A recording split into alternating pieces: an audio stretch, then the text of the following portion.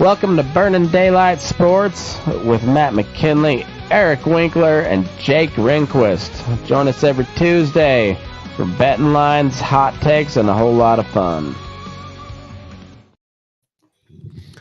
Welcome back. We're balls deep in October baseball right now, and I don't know about you guys, but I feel spent.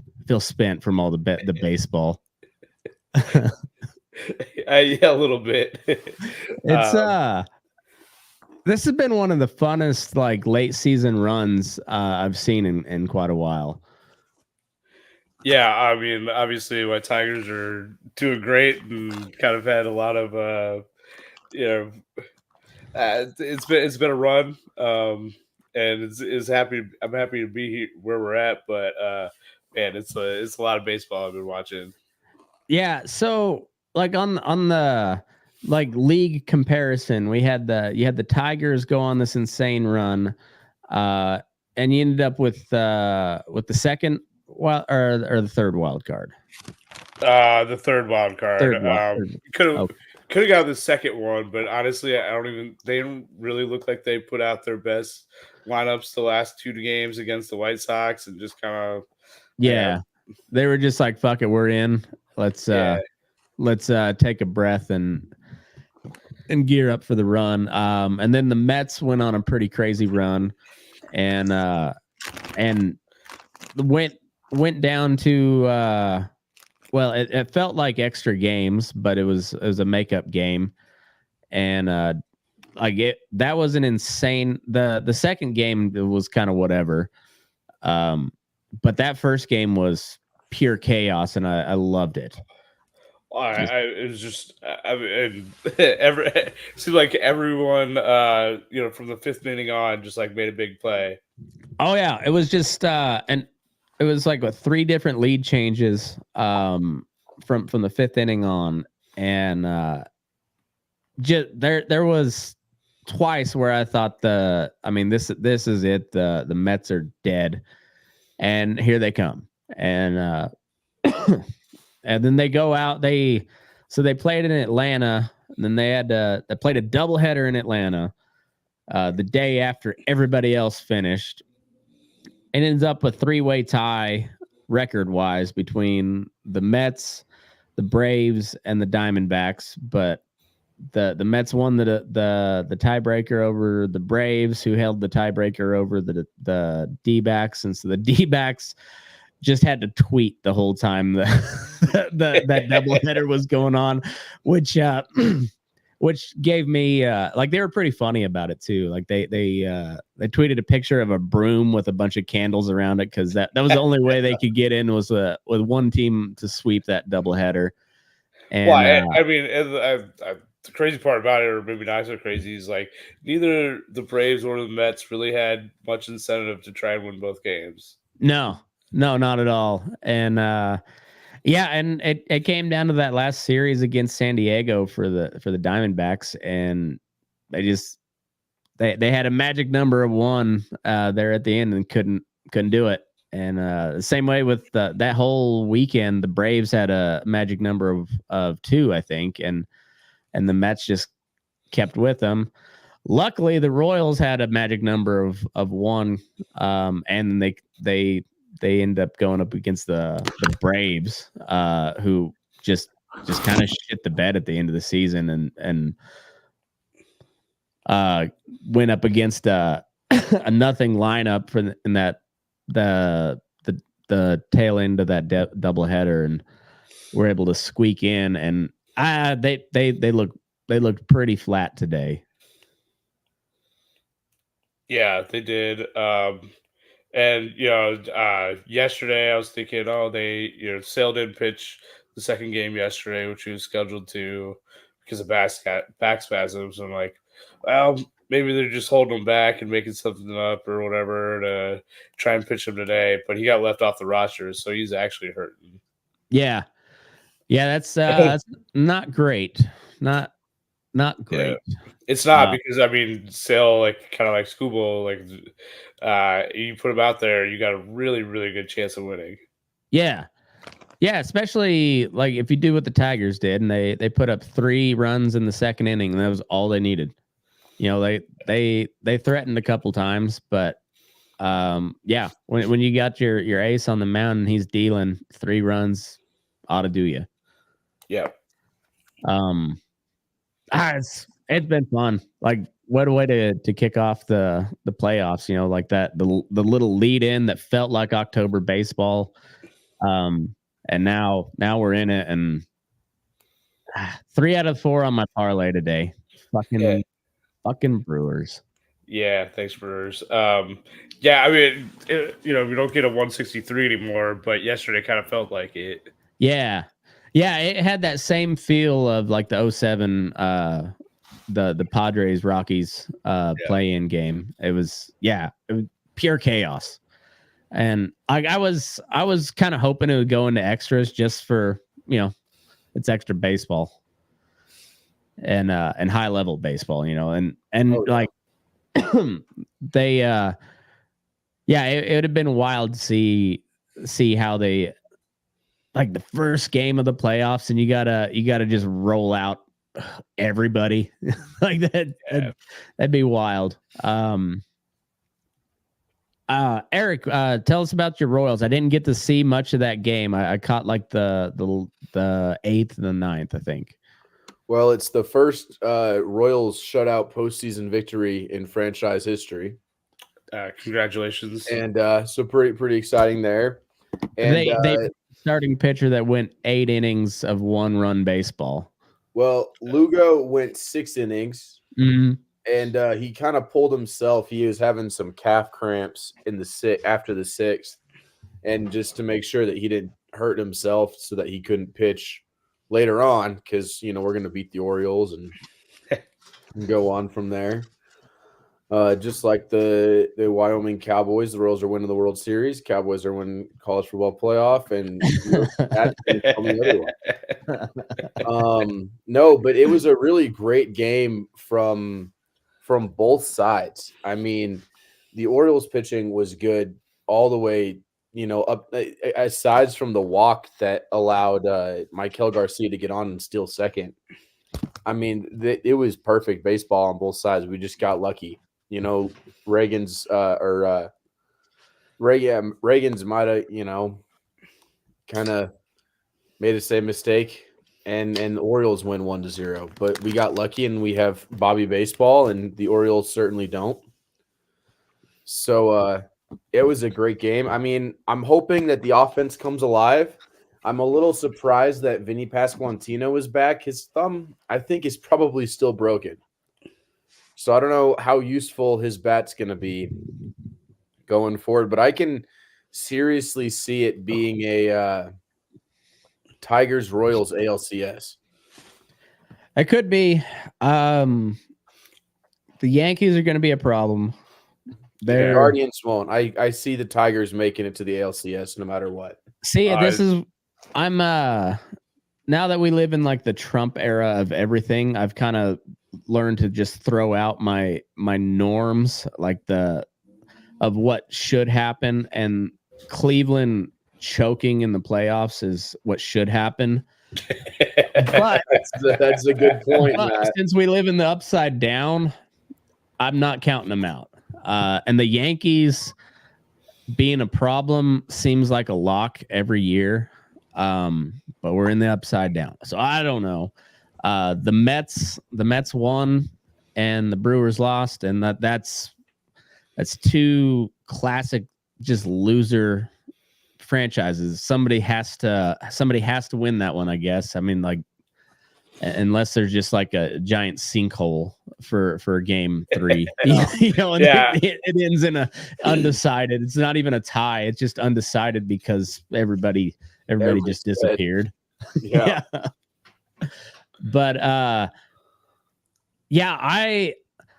I'm rooting for a Royals Tigers ALCS. I think that would be dope as shit. I'd be fine with that. I don't know. Honestly, we're talking this weekend, like if we wanted to play the Royals or the Astros, and both those teams look pretty tough. Yeah. We kind of decided, okay, we're happy with Houston. So I'm I'm fine with that matchup. I'm fine with anything the Tigers do really right now, but I'm a little scared of them if we got to play them in the playoffs. Well, I mean, the Astros still the Astros because it got a little squirrely there in the ninth for the Tigres, but they shut it down. But it just shows you like you can't. There's a reason the Astros have been there to 7 straight ALCS series. So, but you picked off one at home in pretty convincing style. So that's or on the road, anyways, and that's that's huge. So I'm excited, and same with the Royals. I don't buy the Orioles. I like the Orioles. They're a fun team, but I think they're a year away. The way they've played down the stretch, like they locked up the top wild card spot, but they potentially could have won the division, and if they would have performed better down the stretch, they could have. Yeah, you can say the same thing about the Royals though too. Oh yeah, the Royal. We were talking before you jumped on. Like the Royals, it got real squirrely for the Royals, and somebody lost, and that's how they got in. So, or that's how they clinched anyway. So it's but we definitely snuck in. Yeah, but then they kind of put a dagger into, or not a full dagger into Atlanta for that last series, but I mean they took 2 out of 3, and Braves had a chance to lock it up before that that doubleheader, and they just couldn't do it. And I mean the Royals didn't have to play really that series, and they did. So it was a good thing they did, because they looked from what I was hearing anyways, they looked pretty sharp today. But all that said, I think it's shaping up to be a fucking excellent year of October baseball. Wish the Rockies were better and in it, but they're not. They end up with 101 losses. 101. Jimmy Carter made it. Shohei let us down. He didn't get 60-60. He only got 54, 58, I think is what he ended up with. Something like that. So yeah, pedestrian numbers, really. Pedestrian, really. I mean, just real American would have done it. Yeah. We get Bobby Baseball. Bobby Baseball would have hit 60-60. Yeah. The Dodgers just have so much talent on there. They're going to be a problem. I still think they choke, but I don't know. Shohei might be the ringer. You never know. They again, according to like traditional norms, the Dodgers will choke eventually. But they've never had Shohei before either, so who knows? Yeah. It'll be interesting. I mean, they certainly need their rest. They're always hurt. Always. We'll see how they come out. Yeah. Apparently, they have to pay him that much money because there's a lot of medical bills involved with keeping him on the field. Fuck, man. What they had like $500 million in payroll this year. Well, sort of. So I mean, well, I guess. Like there's a lot of deferred money in there. Like, accumulated contracts anyways. It's retarded, but at that level, does like money's not even real at that point. You're just like, just give me whatever. Yeah. How much did Shohei's interpreter embezzle from him? Allegedly. Well, I guess it's not allegedly anymore. He got convicted. So I want to say it was 80 mil, but I was thinking like 90, but somewhere in between there, somewhere around there. Oh, I see. I was, for some reason, I was under the impression it was like close to $1 million, but still like under $1 million. But it was in the tens of millions, huh? Yeah, or maybe that's how much he put down in bets. Oh, okay. I don't know. Maybe he made some at some point. I don't know. Hopefully. Yeah. Apparently, it was over 16 million. Okay, so that 80, 90 million must be like stolen. 80, Okay. 90 million must have been how much he put down in bets. Yeah. God damn, that's. Yeah, no, I think he won 80 million, but like lost over 100 million in bets. He was not. I don't think he was betting on Shohei, which might have been his problem. No shit, man. Yeah, that's wild. You think Shohei had anything to do with it? Not really. I'm really kind of ambivalent on that. I wouldn't be surprised if he did, and that the MLB just if he was involved in the MLB is like, no, we're not doing the 1909 Black Sox again. So we're gonna, and rightfully so. That dude has to be on the field. Like that guy's insane. If you have the opportunity to put him on the field, fucking do it. I don't care what he did. Yeah. As long as it's not something truly heinous, fucking let him play. I don't care. Oh yeah. Yeah, I agree. Everybody needs to see that dude play. Like he's insane. I'm kind of looking forward to being able to see him in the playoffs. Yeah, fuck yeah, man! I want to see what he does because he's one of the longest playoff droughts in like up till now in the MLB at the current playoff drought, anyways.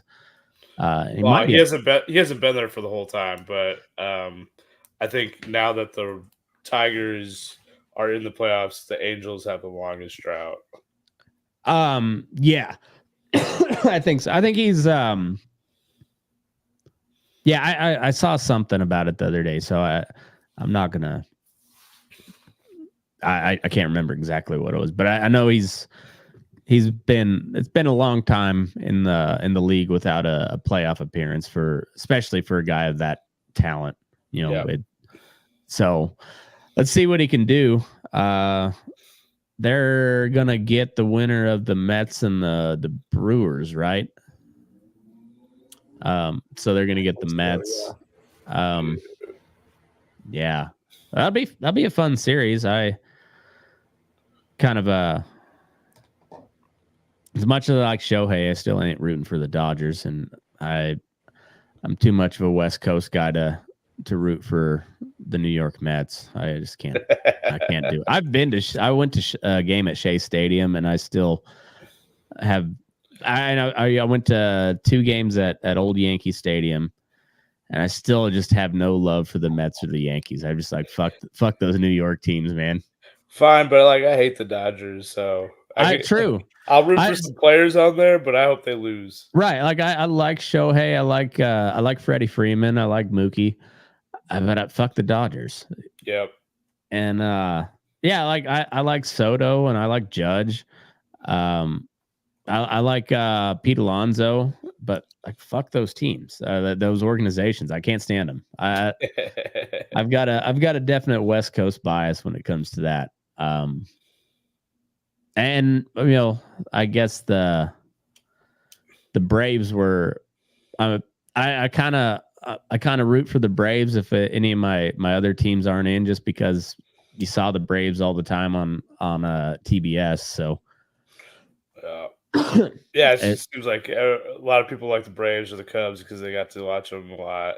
Yeah, and I didn't have WGN, so I didn't watch the Cubs, and I didn't have cable, so that's it. Well, yeah, me neither. But like, I don't know. It just seemed like when I'd go over to somebody's house, there was the Braves rather than the Cubs, and and then so I was kind of ambivalent towards the Cubs until Rob, and then now fuck the Cubs. Thanks, Rob. Well, have your predictions changed any after game 1? Might have. I picked the Brewers. That's right. No, that I'm going to change that to the Padres. Yeah, Yeah, Let's go Tigers. Fuck yeah. The Tigers look good. I hope they keep it going. Astros they're a problem though. Like they're no joke. Right, but you got to win one out of the next two. Yep, that's it. You just got to win one. And you get to just sell the fuck out. You get a lead, fucking sell out. And I thought the Brewers would probably win this series, and I don't anymore.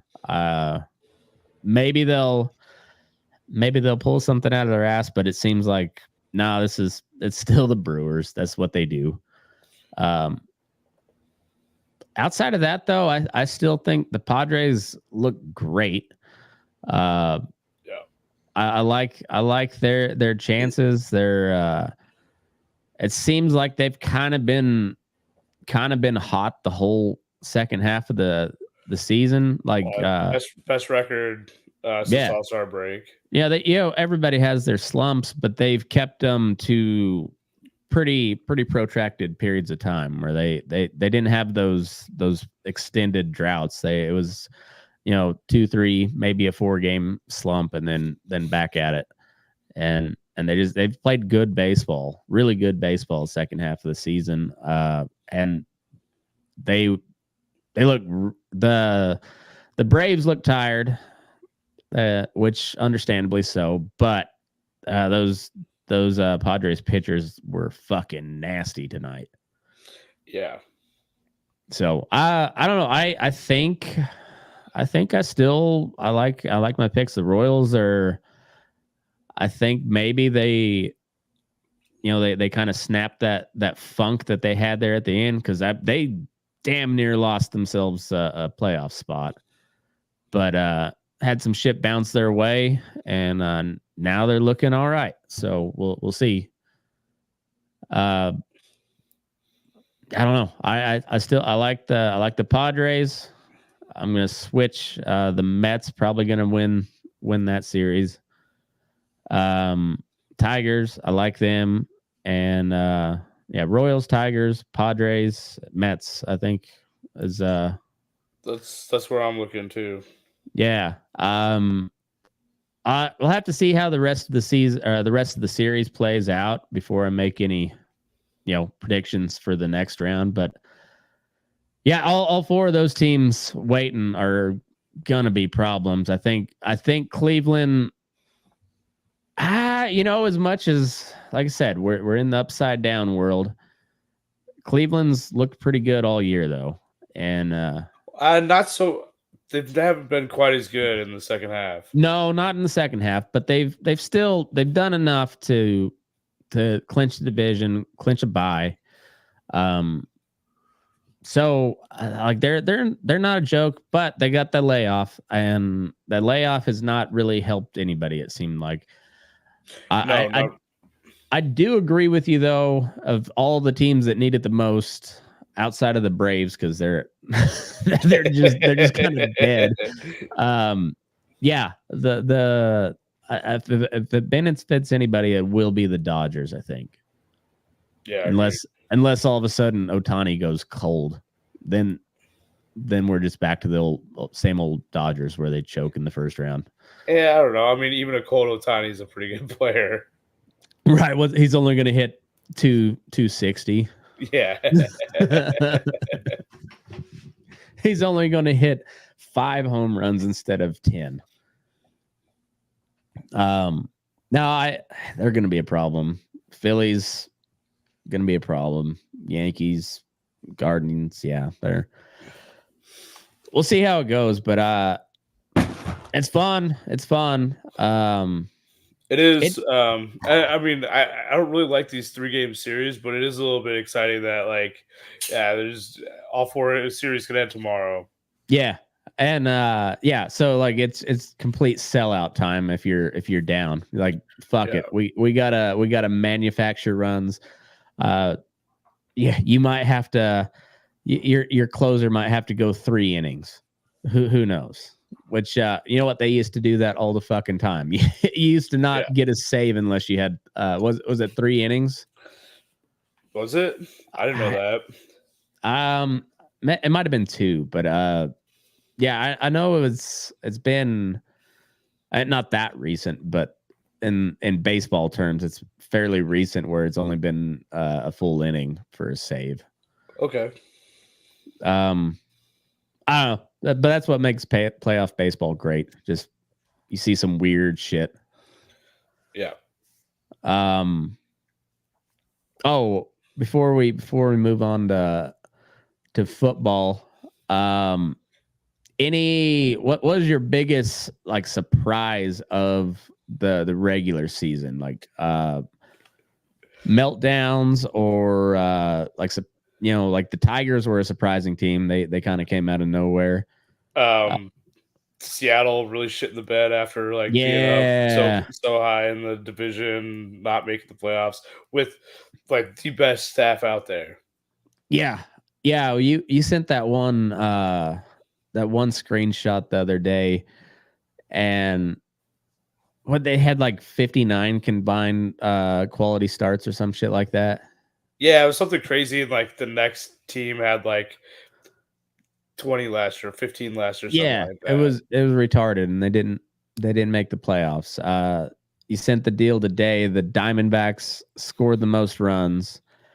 The Mariners allowed the fewest runs, and both teams missed out.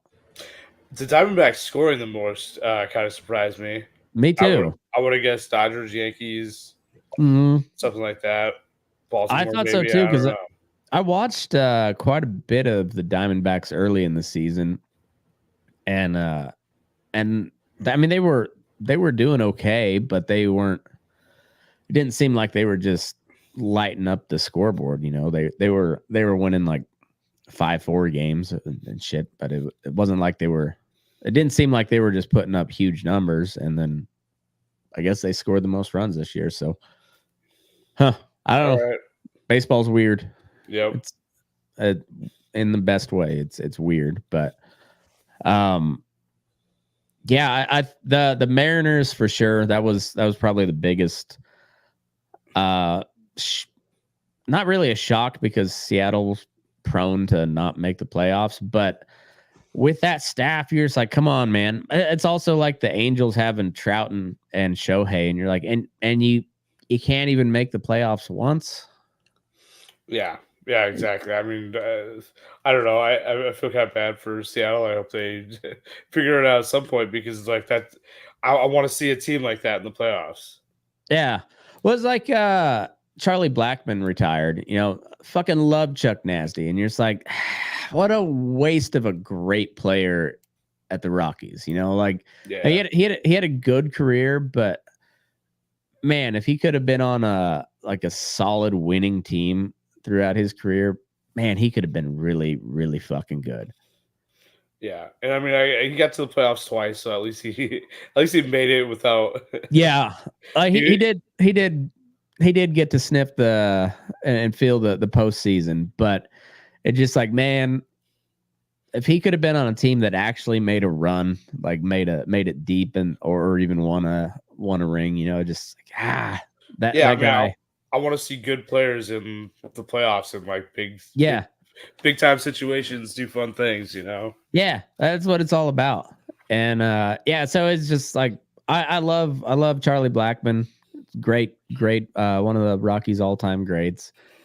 It's just kind of disappointing that he's out, and he never got to be on like a really just good team. Like he had a couple decent teams, and they made the playoffs, but man, to put him on a good team, see what he can actually do. Yeah, but it looks like they sent him out right. Yeah, they did. It was cool. He, you know, his parents threw the the opening or the first pitch to him, and his last at bat in the major leagues was as a Rocky at Coors Field, and it was a single up the middle. It was just classic Chuck Nasty, you know. Yep. So it was cool. I It's just he's a great player, great career. Love him as a Rocky. Still just a little bit disappointed that, man, just what could have been if he was in a different situation, you know. Yep. I think the same thing about Todd Helton. Oh yeah. Todd Helton was great forever. He made it to a World Series at least. Yeah, he did. He had a little playoff success than Chuck Nasty, but he had one of the cooler pictures ever taken too when we swept the Diamondbacks to go to the series. With Eric Burns, who had been talking all the sorts of shit the week before. I love it. Face down, and Todd Helton's. I was like, yeah, fuck yeah. That's one of the more iconic Rockies. Well, probably the most iconic Rockies picture of all time. Yeah, it was. There's a slew of those Rockies players. But then there's even more that go on to another team and be great. So there you got that to look at forward to. So whoever's good right now, picture them 3 years from now in another uniform winning the World Series. Oh fuck. I don't think the Rockies will ever be good. I feel like the Cubs fans pre 2017 now are just like, it's never going to happen. Well, at least the Cubs are trying. The Rockies are trying to do pretty much not what they did this year, but they're trying to win about 70 games every year. Yeah.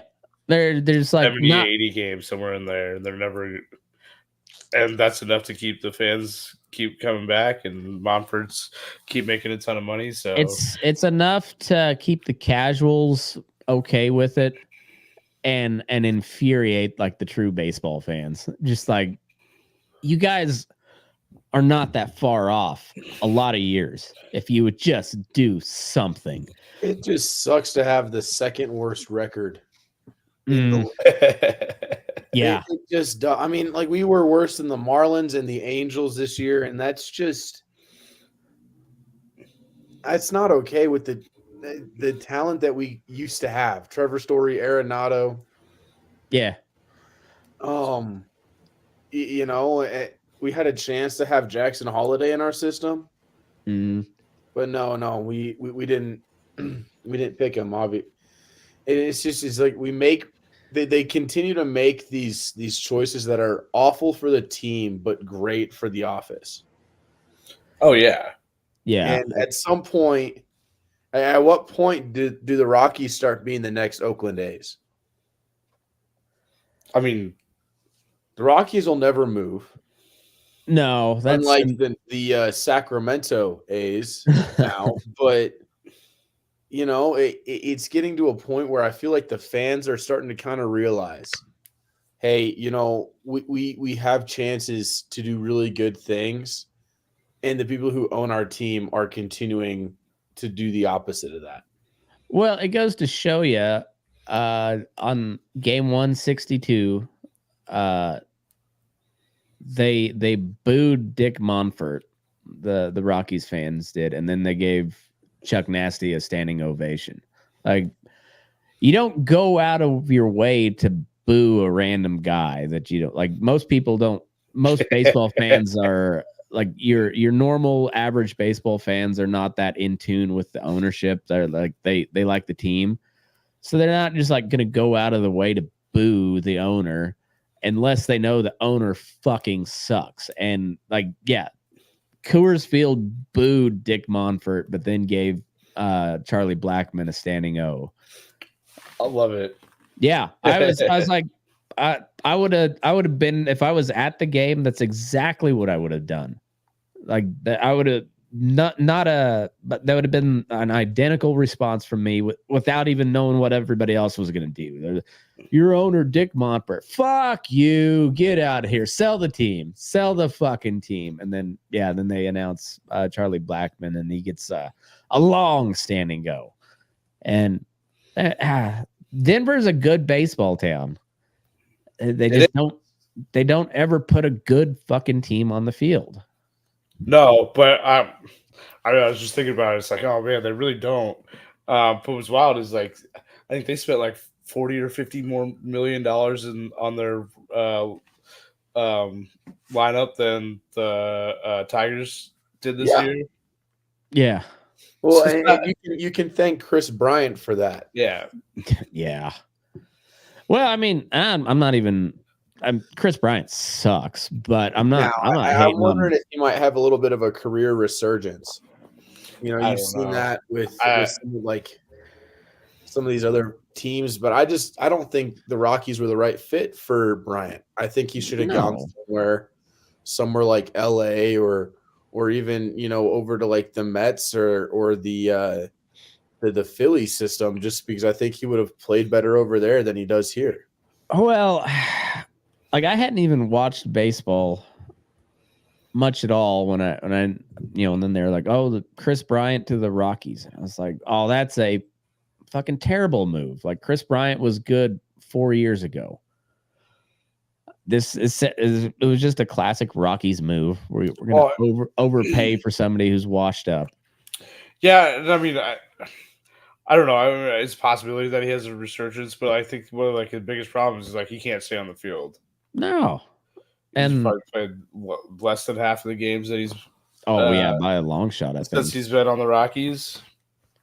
Yeah, he's and when he's been on the field, he hasn't been good either. No. So but I mean, that kind of goes hand in hand too. If you can't stay on the field, a lot of times it's hard to stay in a rhythm or. Mm-hmm. Baseball is all about timing and rhythm and just fucking routine.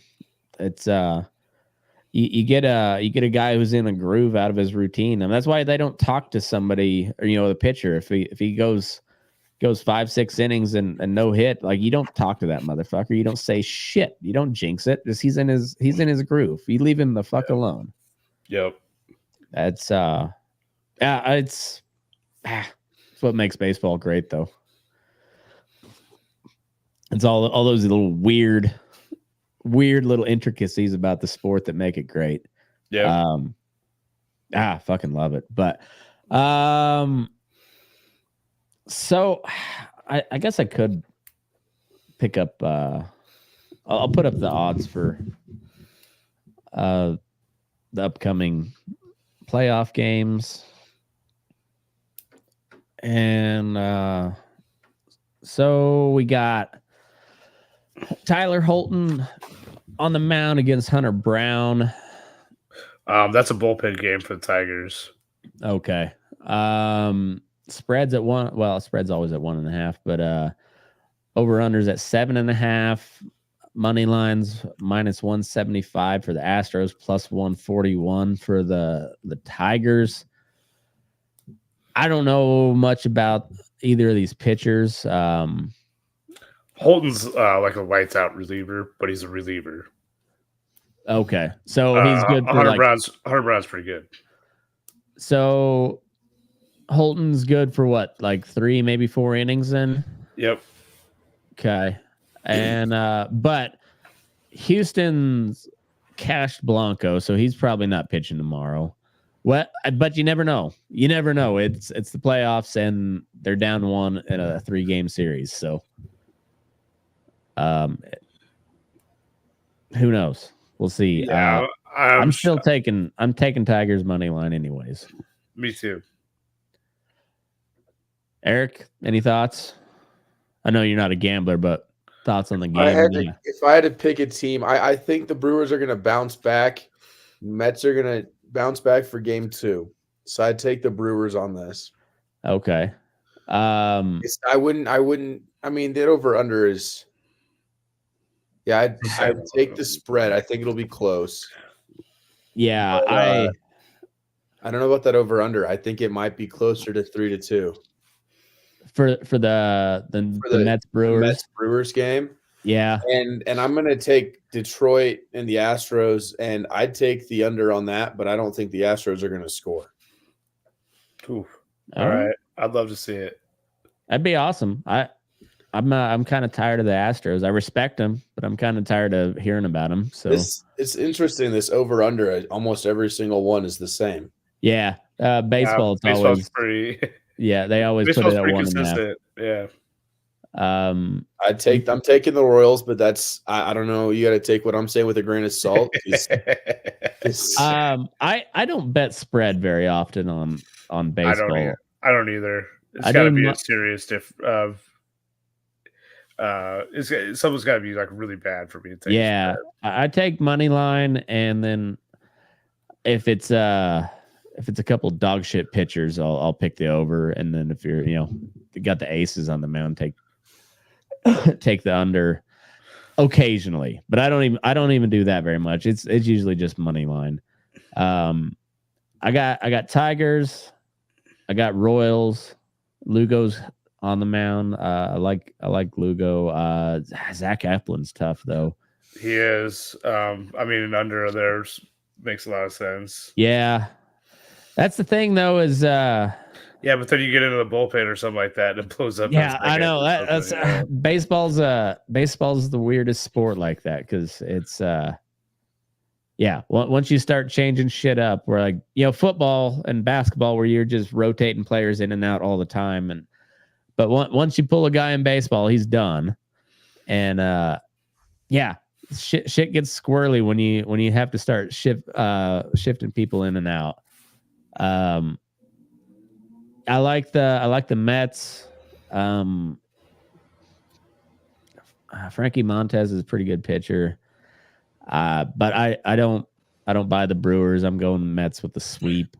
I'm saying the Brewers just because I don't think either team is that much better than the other. No, I don't think they are either. And there's a reason why.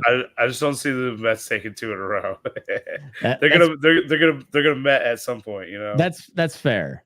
I don't think they met just yet. That's okay. Not yet met. In my opinion.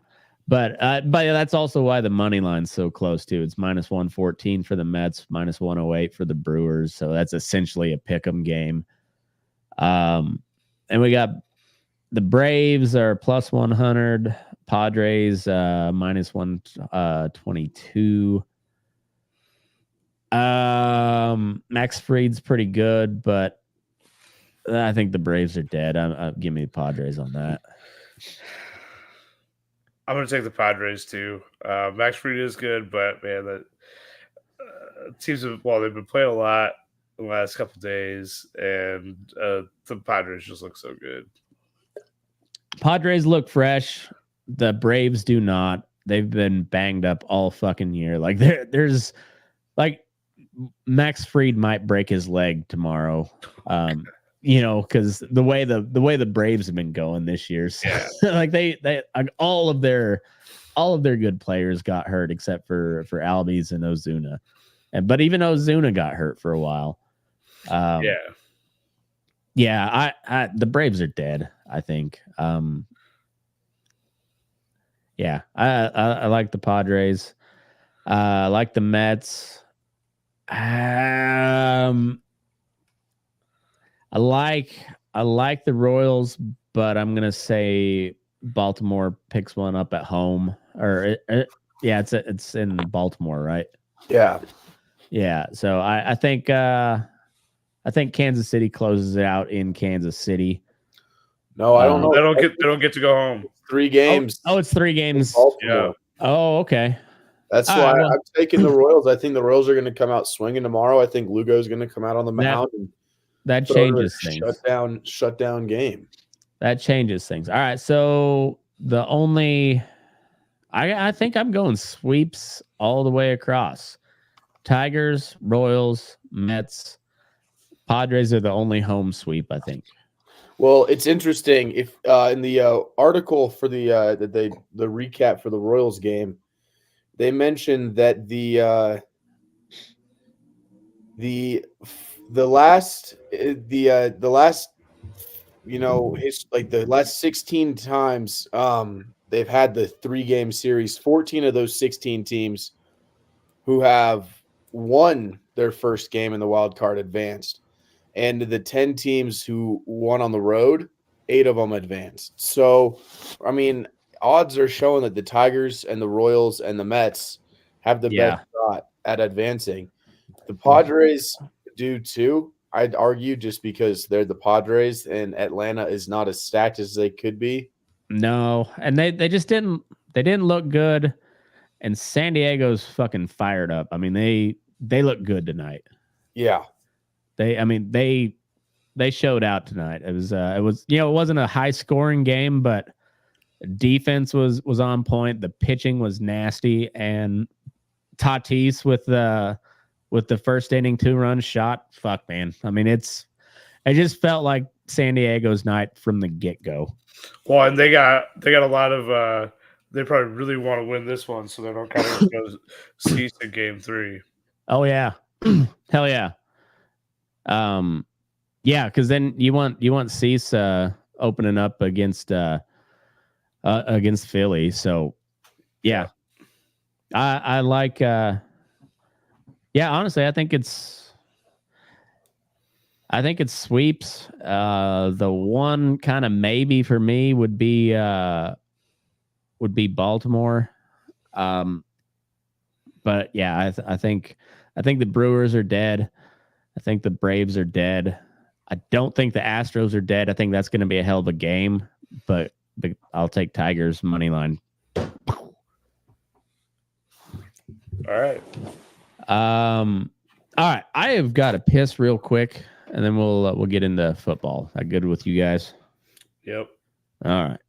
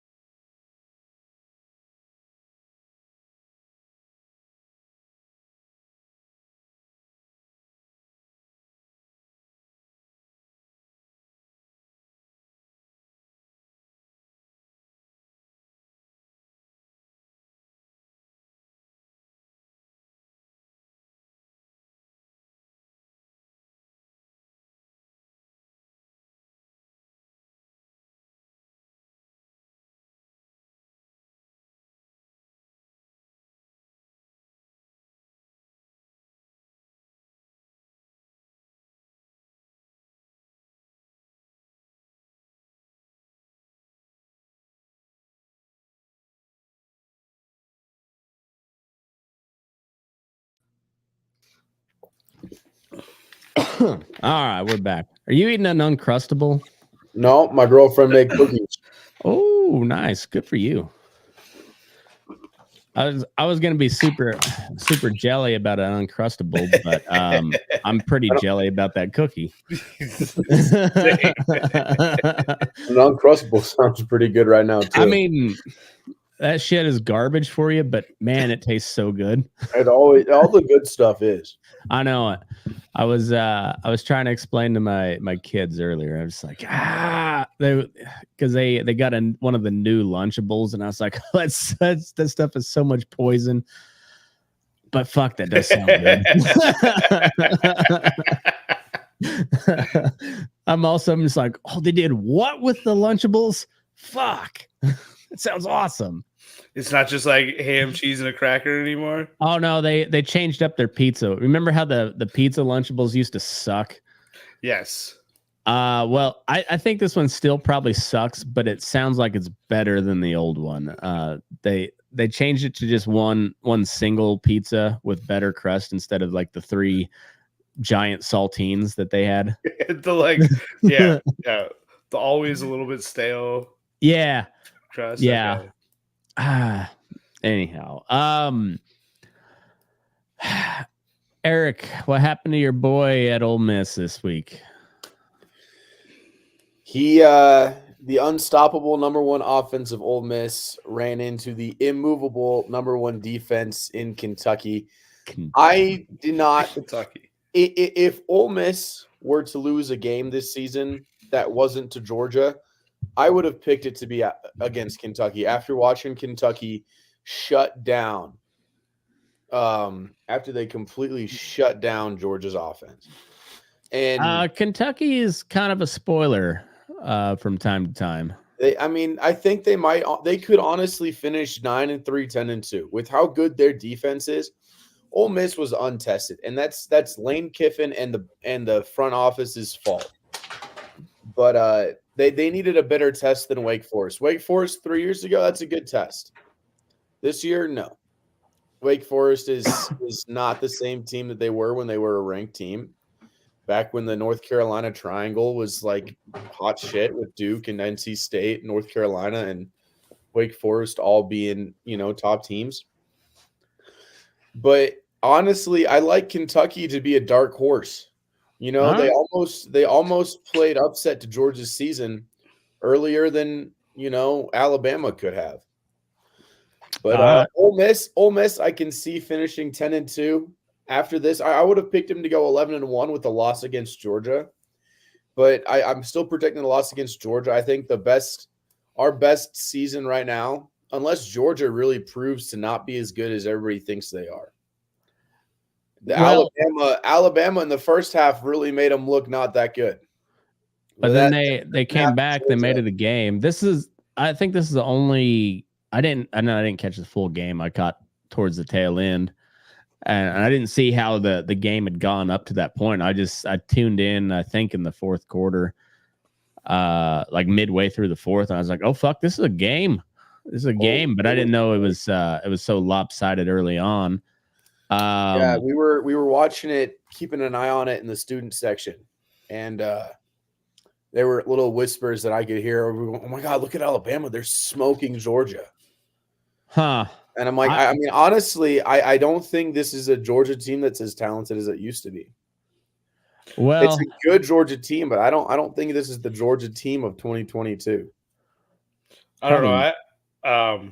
So I just caught the end of it, but I did see after the game that like Georgia's only 3 losses in the last like 4 seasons is to Alabama. Yeah, yep.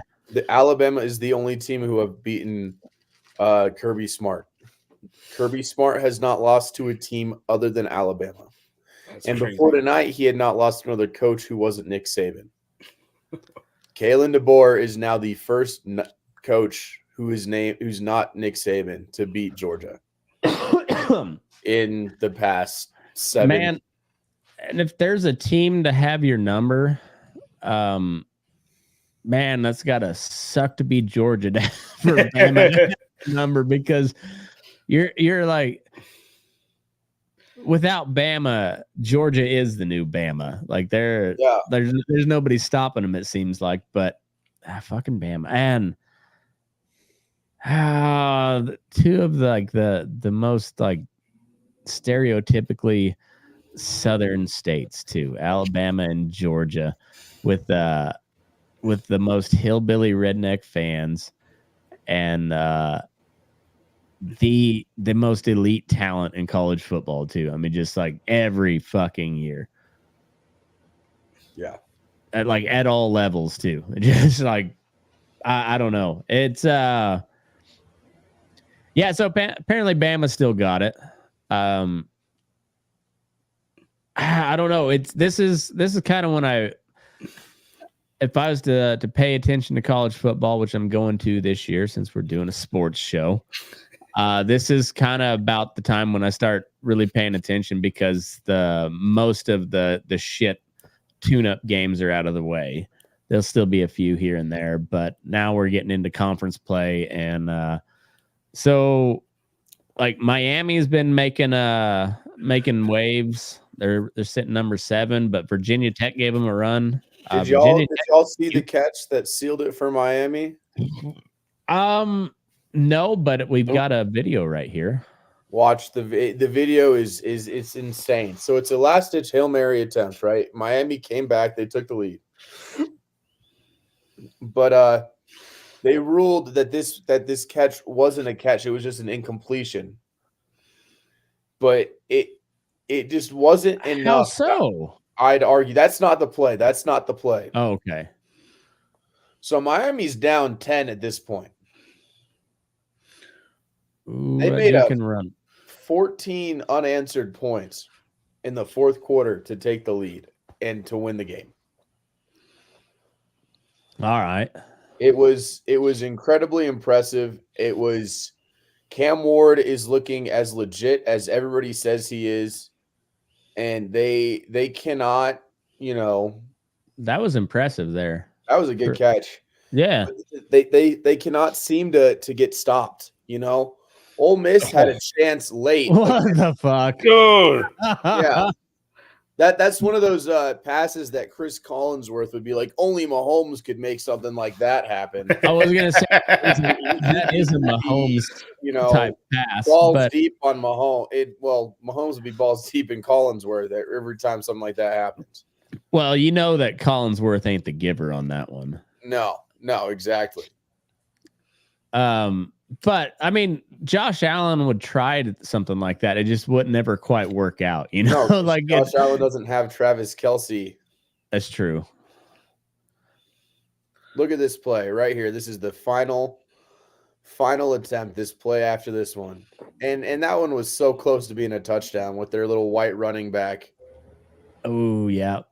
I mean, he makes the catch, a great catch, just not in bounds.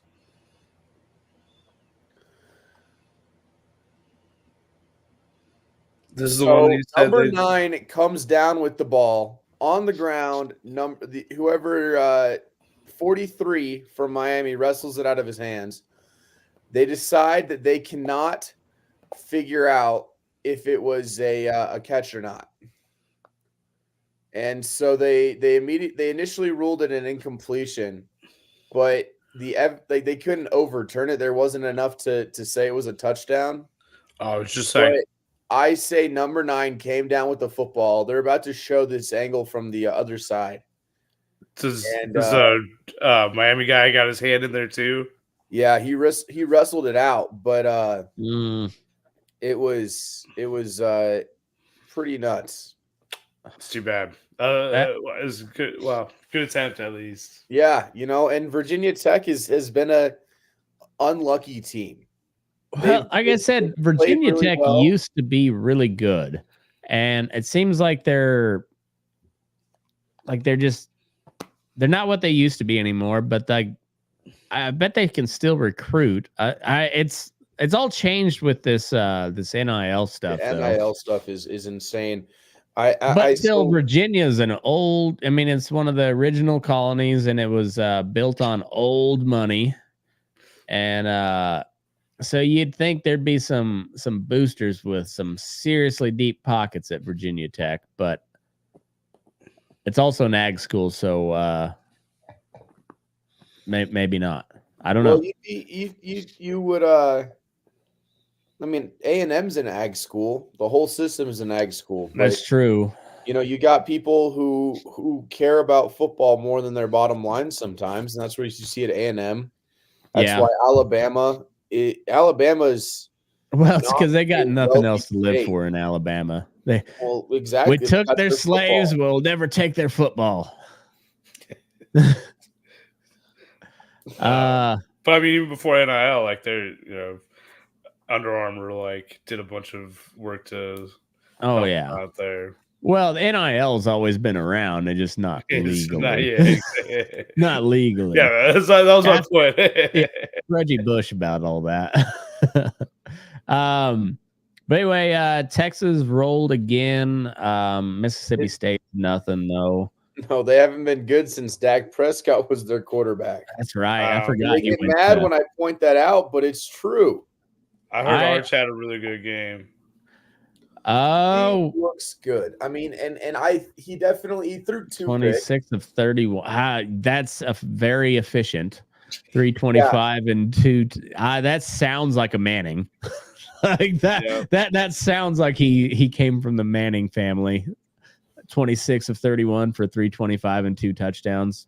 That sounds like a Manning.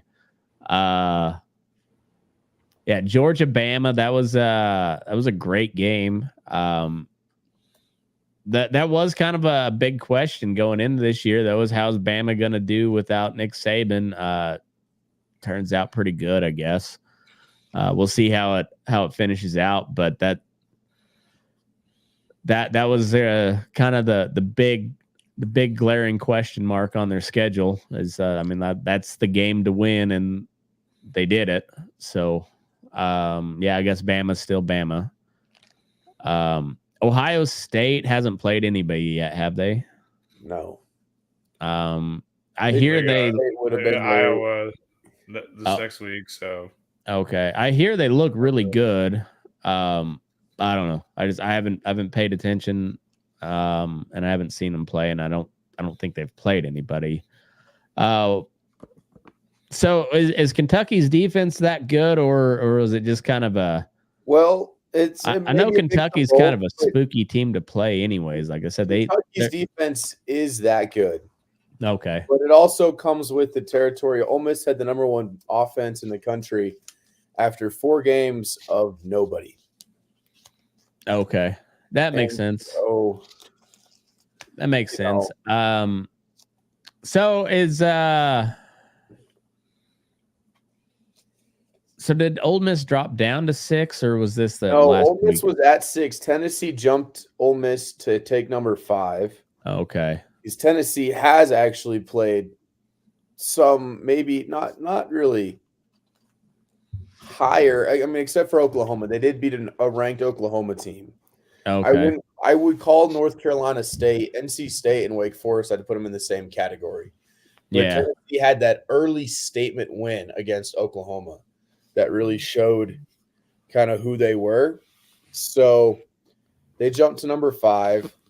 Ole Miss, I don't know where Ole Miss dropped to. I think they're still in the top 25. Okay. Well, we'll check on that. I would hope they're at number 12. They dropped to number 12. So I think Kentucky, I saw, was still getting some votes. I think if Kentucky wins another game, they go 4-2. I think Kentucky gets in the top 25. That's where I think they deserve to be ranked. Yeah. Mark Stoops has got a good defense. Oregon was pretty much like, people had kind of written off Oregon after 2 shitty weeks, but they still won their games. Yeah. And they're kind of been coming on here lately, and is Oregon might be a problem down the road too. Well, I don't know. I mean, sure, but they got it's Big Ten now, and they're gonna have to play defense at some point. Yeah. I don't know what that schedule looks like, but I bet it's a lot harder to spend for them. Oh, I'm sure.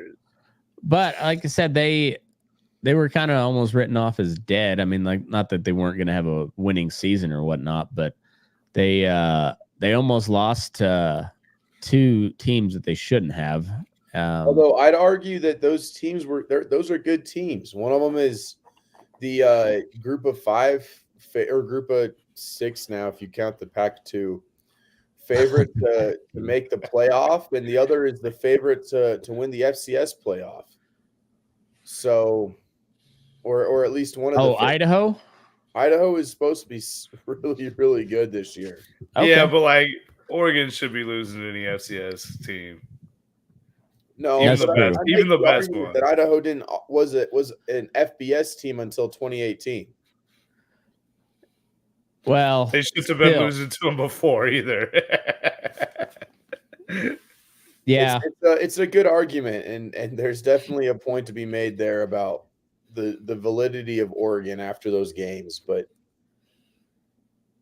they're playing good football. It seems like Dylan Gabriel needed a little bit of a figure it out time, and they were able to give it to him because their defense was enough. Yeah. Oregon's always been kind of soft, though. They're like the Miami Dolphins of college football. I'd agree with that. And the Big Ten is like a whole conference full of Steelers and Ravens, you know? Like that's, I mean, they have more offense than the Steelers do, but you still get those, like Penn State's got a got a outstanding defense. Michigan always has a great defense. Ohio State has a great everything every year. It seems like Iowa only has defense. Iowa only has defense. Well, they don't even know how to spell offense. You've got a great punters come out of Iowa. Oh, and tight ends. And find some linemen. When they finally let them catch the ball in the NFL, Iowa tight ends make great receiving tight ends. Yeah, so I mean, Oregon may be coming on, but they're in the Big Ten now, and it's a different conference. And Oregon historically has been pretty soft. Like they put up a lot of points. Like I said, they're the Miami Dolphins of college football, and they look good on paper. They're flashy. They're fun, but they get hit in the mouth a couple times and they cry like a bitch. Well, yeah, I'm curious how it's going to go for them. I am too. I kind of like Oregon. I've got nothing but just real talk, as the kids say. They're kind of bitches. Like they put up a lot of points. They look good. They got the flashy uniforms, but they get hit in the mouth more than once or twice. They kind of fold. Yeah, I'd agree with that. It's also funny that they're talking about the first Big Ten game, and it's just against UCLA. Against UCLA, yeah, UCLA. Pac-12 game played with a different media deal. Right? I mean, I know, Eric, you're quite a bit younger than me and Jake, but like, Jake, you remember when UCLA used to be like a real team? Well, they used to. I remember CSU playing them when they were ranked like second. Yeah. And now they're just like, you just kind of laugh at UCLA. Like, I don't know what the fuck happened to them. Wait until basketball season. Yeah. They're not even that much of a basketball school anymore. Fair enough. Yeah. Historically, absolutely, they're a basketball school. But, yeah, if I had to pick my top 10, UCLA doesn't crack it. Well, and I kind of thought USC was going the way of UCLA after last year. But then, I mean, they looked pretty good this year. So, I could have been wrong about that, but we'll get to that. Illinois, Penn State. Disappointing loss for the Illini, but they're still good. I mean, their offense just doesn't have what it takes against Penn State. I mean, Penn State, like you said, has got one of the best defenses in college football year in and year out. The Illini are again, like we were talking about, they're a year out. I think they're like Indiana. They're going to be a problem, but they're not ready to wreak the havoc that is expected of them quite yet.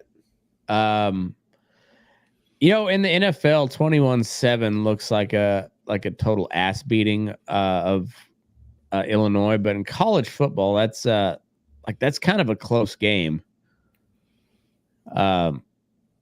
Especially for like a defensive game. Like, I don't know,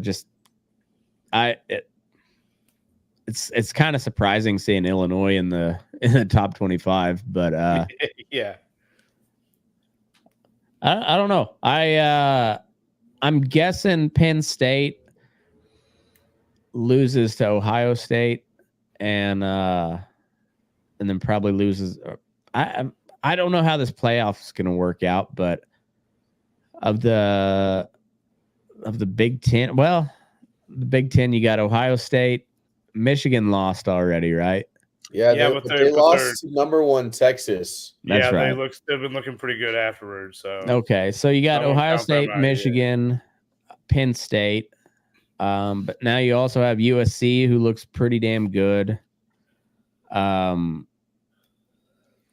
Oregon maybe, but like I said, they're soft until proven otherwise. Big Ten, I don't know. Outside of Ohio State, I don't know how that's going to shake out. Utah a lot to Arizona, huh? I didn't see that. All right. Arizona, I mean, we're looking at a Big 12 this year that might not have an undefeated team coming out of it. Okay, yeah, because K-State lost to BYU in Provo. They got soaked. They got absolutely whooped, and that was a wild game. 6 minutes, and all of a sudden the Kansas State, lead and defense looked like they didn't know what they were doing. I wish I would have watched that game. I did send my buddy Clint, who went to K-State. I sent him a clip of me and Jake last week. Was it last week when we yeah. And I was like, so K-State went into Provo and they got soaked. They got soaked. The BYU team just inserted and stayed still on them.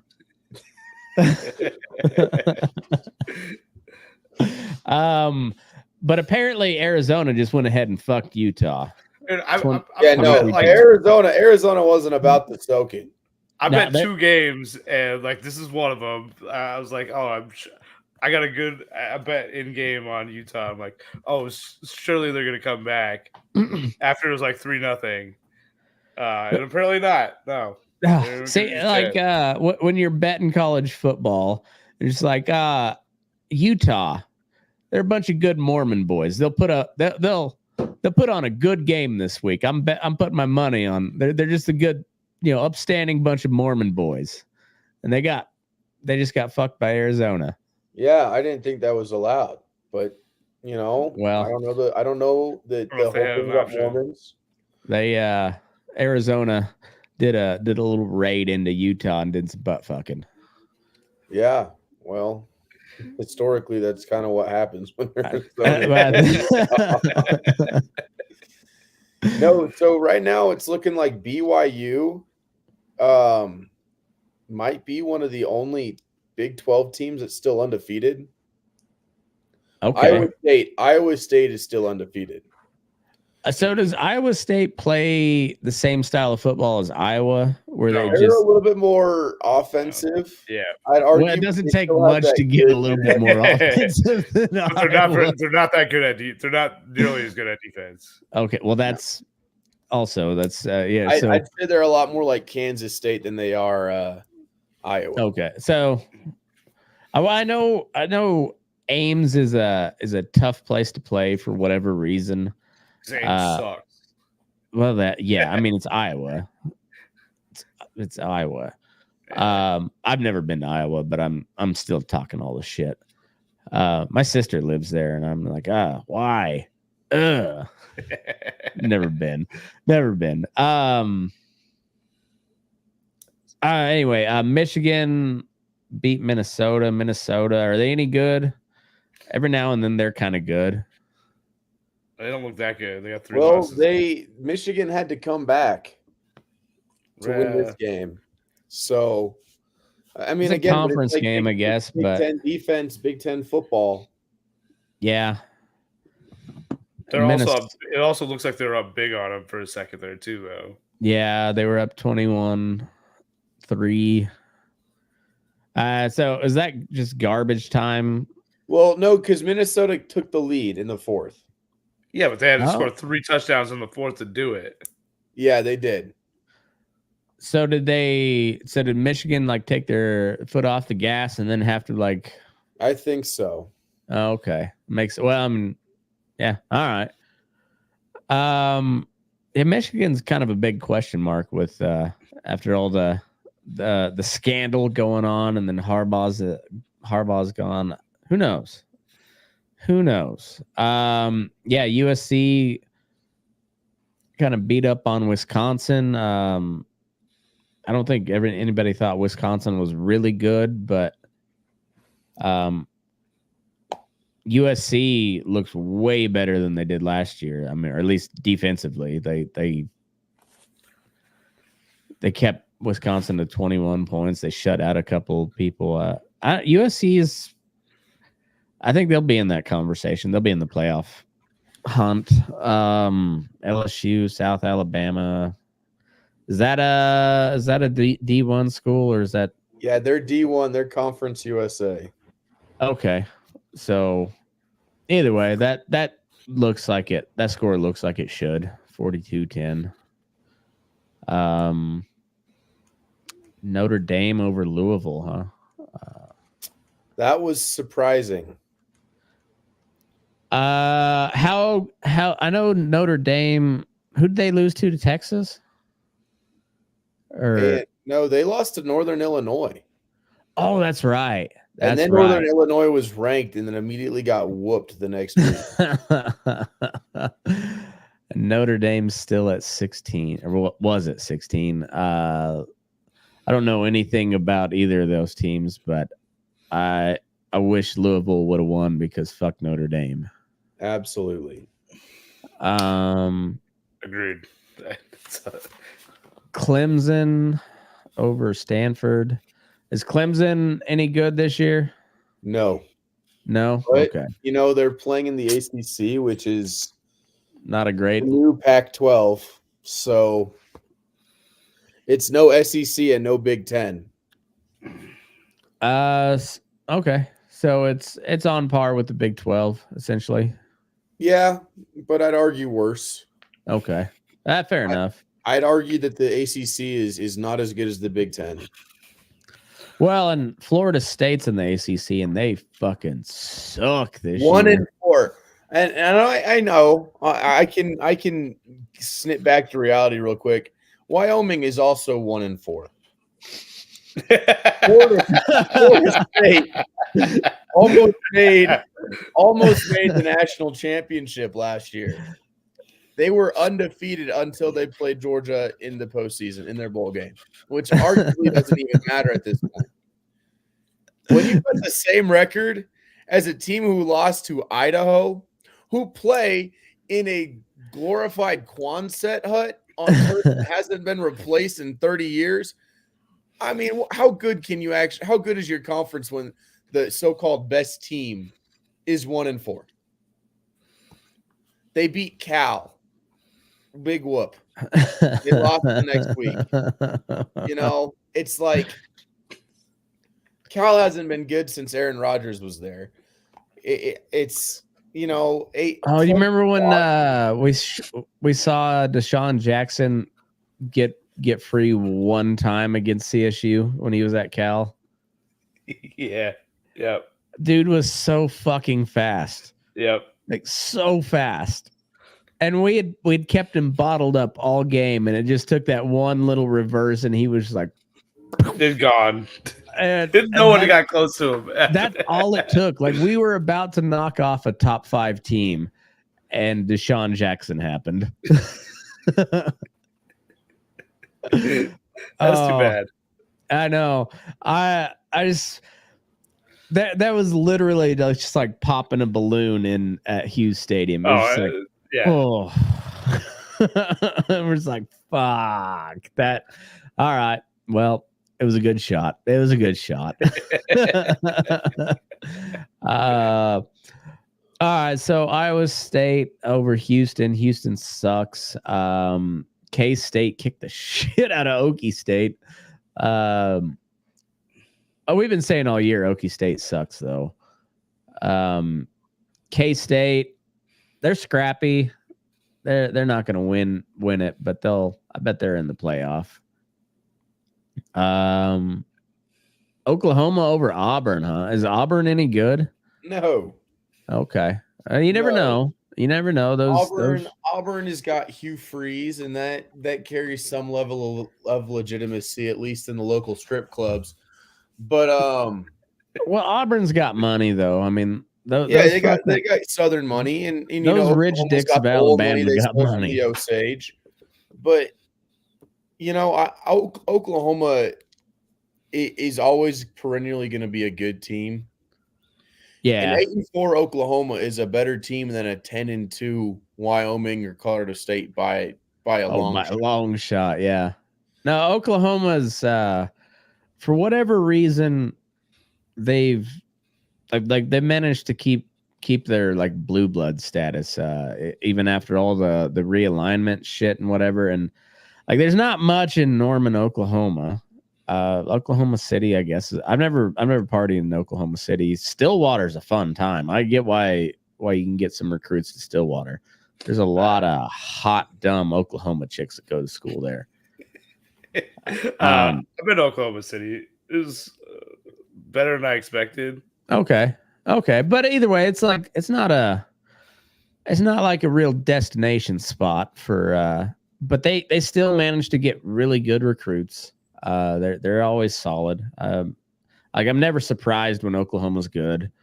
I always like it when they lose. I had the same way Rob made me hate Chicago sports. Like there's a lot of people that I grew up around that are not from Oklahoma. I know when I grew up on the border of Oklahoma, but still, like I'm a Coloradan. Like I fuck those Okies. I'm not an Oklahoman. I'm not an Okie. But there's all these people that are big OU fans for whatever reason, and they're all from Colorado, and I don't get it, and they're annoying with the Boomer Sooner. Fuck you, fuck Oklahoma. So I've never really liked them, but I'm never surprised when they're good. No. Yeah. All right, so then BYU might be pretty good, 5-0. We're Baylor. Is Baylor any good? Baylor was good in 2021 when they made the Sugar Bowl and they whooped up on Ole Miss in New Orleans, but not great. BYU though has really shown to be a good team. You know, they've put together some really solid wins against, Kansas State and, They kicked the shit out of K-State. Yeah, and, they almost kicked the shit out of the best team in the country, like unanimously voted, everybody agrees, in Wyoming. Well, they kind of – not only did they soak K-State, but they made K-State's mom bounce the bed for them. Yeah, no. K-State's mom was rocking the bed. It was a thorough ass kicking. That's for my buddy Clint, who went to K-State. We're at Clint's mom, I apologize. 123. She passed away a while ago, but she would have laughed at that, I think. She might have been disgusted by it, but I think she would have laughed.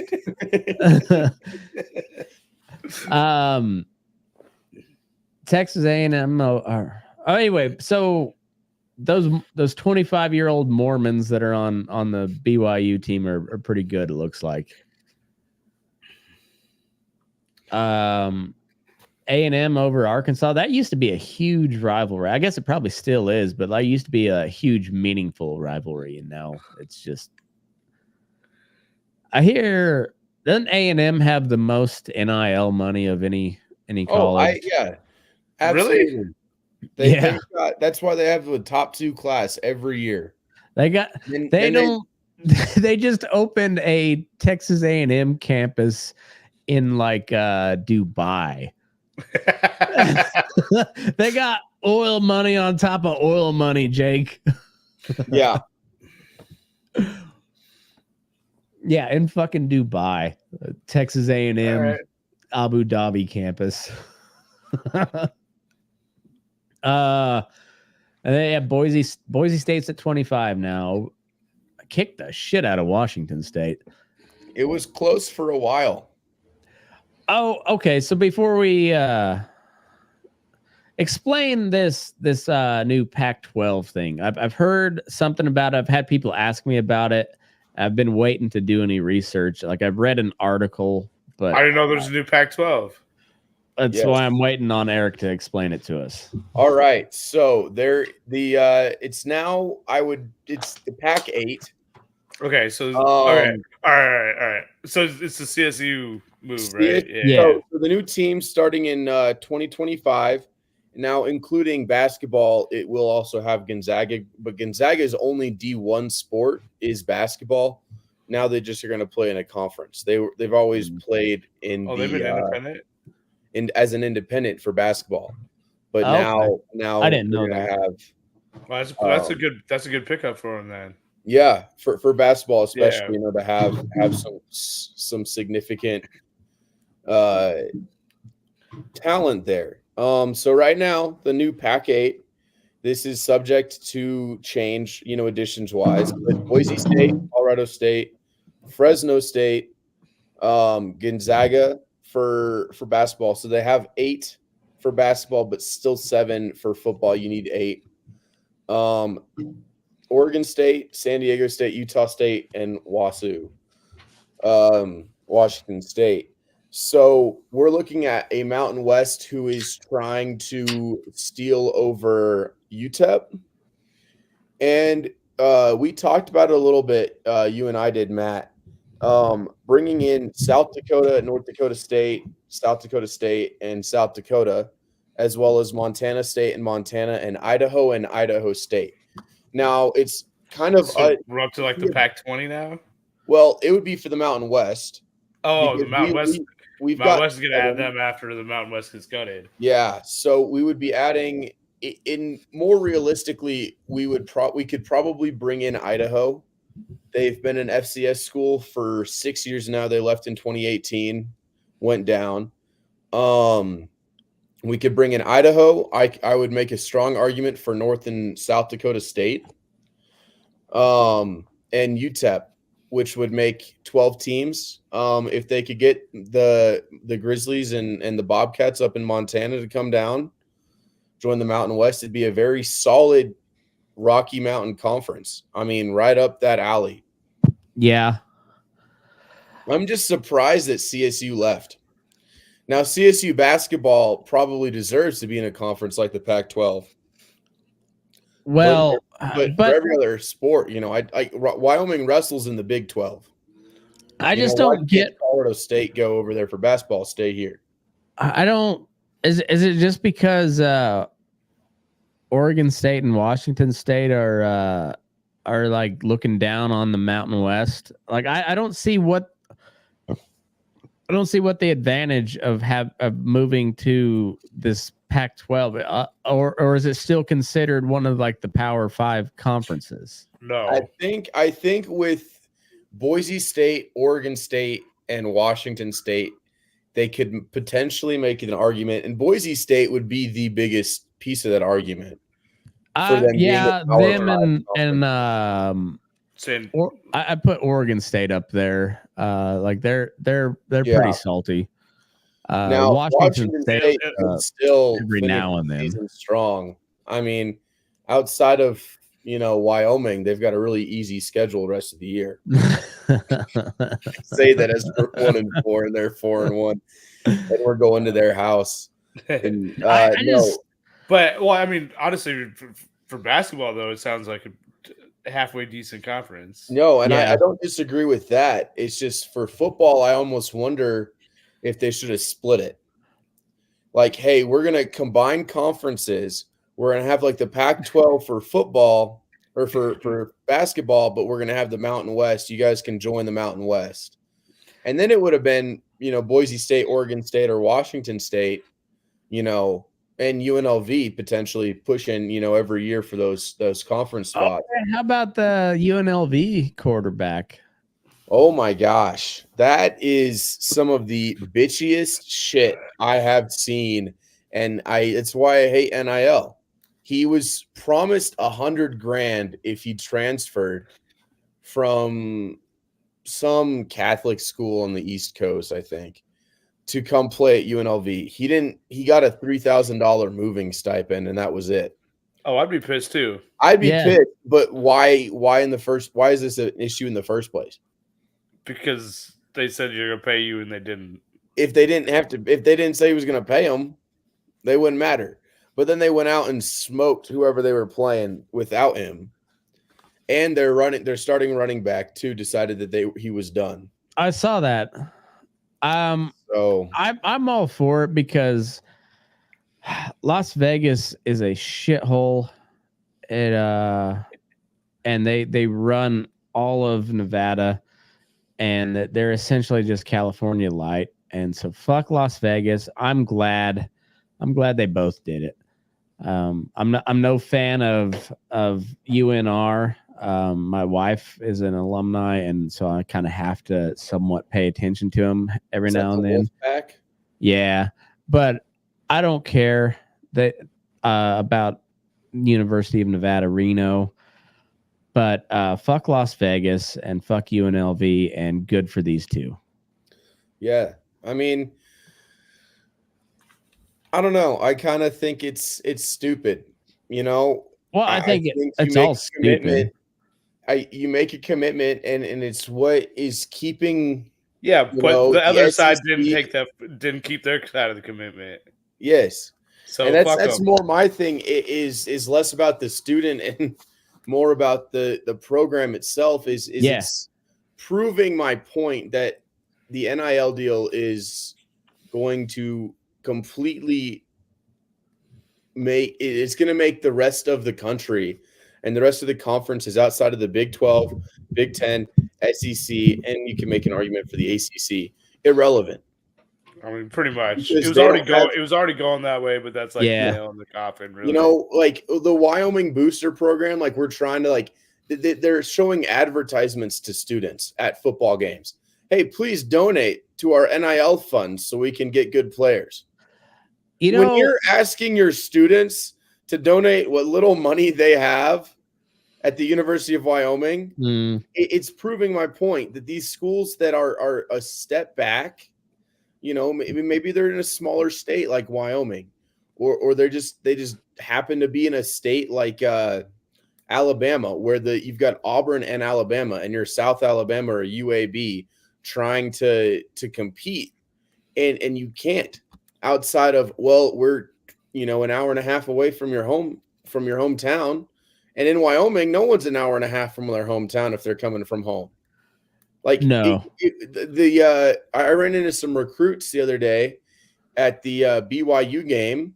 One of them was a defensive lineman. He was shorter than me, and I probably had about 130 pounds on him, and I weigh 220, which tells you a lot. He's a defensive lineman on a visit to the University of Wyoming, a D1 football program, and it's like, it's proven to me like you're turning the rest of the country into the FCS. Matt, you made the argument about Colorado State dropping down to the FCS. I think they should. You know, Wyoming could too. Yeah, I honestly think they should. Like I think it's painfully clear unless you have like some rich sugar daddy like a T-Boone Pickett or a Pickens, like a small state school. And like CSU's not that small. Well, I was just about to say that they might be the biggest like FCS school then. Right. And they absolutely would. So be it. Like, but at least that's not bad because you can drop football and then add baseball back to the varsity. Fuck yeah, dude. Yeah, put baseball at stay at the FBS level or whatever for well, actually no, because you could have football at the FCS level and add baseball. Because there's not the FCS for baseball. You play everybody pretty much. Yeah. I don't know how all that works. I just know that like the Rockies are way more frustrating than CSU because the Rockies potentially have a chance to be competitive, whereas CSU. Come on now. Well, there's always a chance. CSU never has a chance to be competitive at the Division I level. They might get ranked every now and then, like once every 10, 15 years. Yeah. Back when Colorado, but they're never going to be competitive. Early 2010s when Colorado and CSU were both ranked. Yeah, it was a very brief amount of time late too. 2000s. It's like 2 weeks. Yeah. They immediately go lose a last conference. time CSU was ranked, it was for 2 weeks, I think. And then they lost to Boise as is tradition. I thought it was Utah or Utah State. Oh, it might have been Utah State. Yeah, that's Conference right. Champion. Was that when they had Jordan Love? No, that was before Jordan Love's time that Colorado State and Colorado were ranked. I don't know, but yeah, they're just.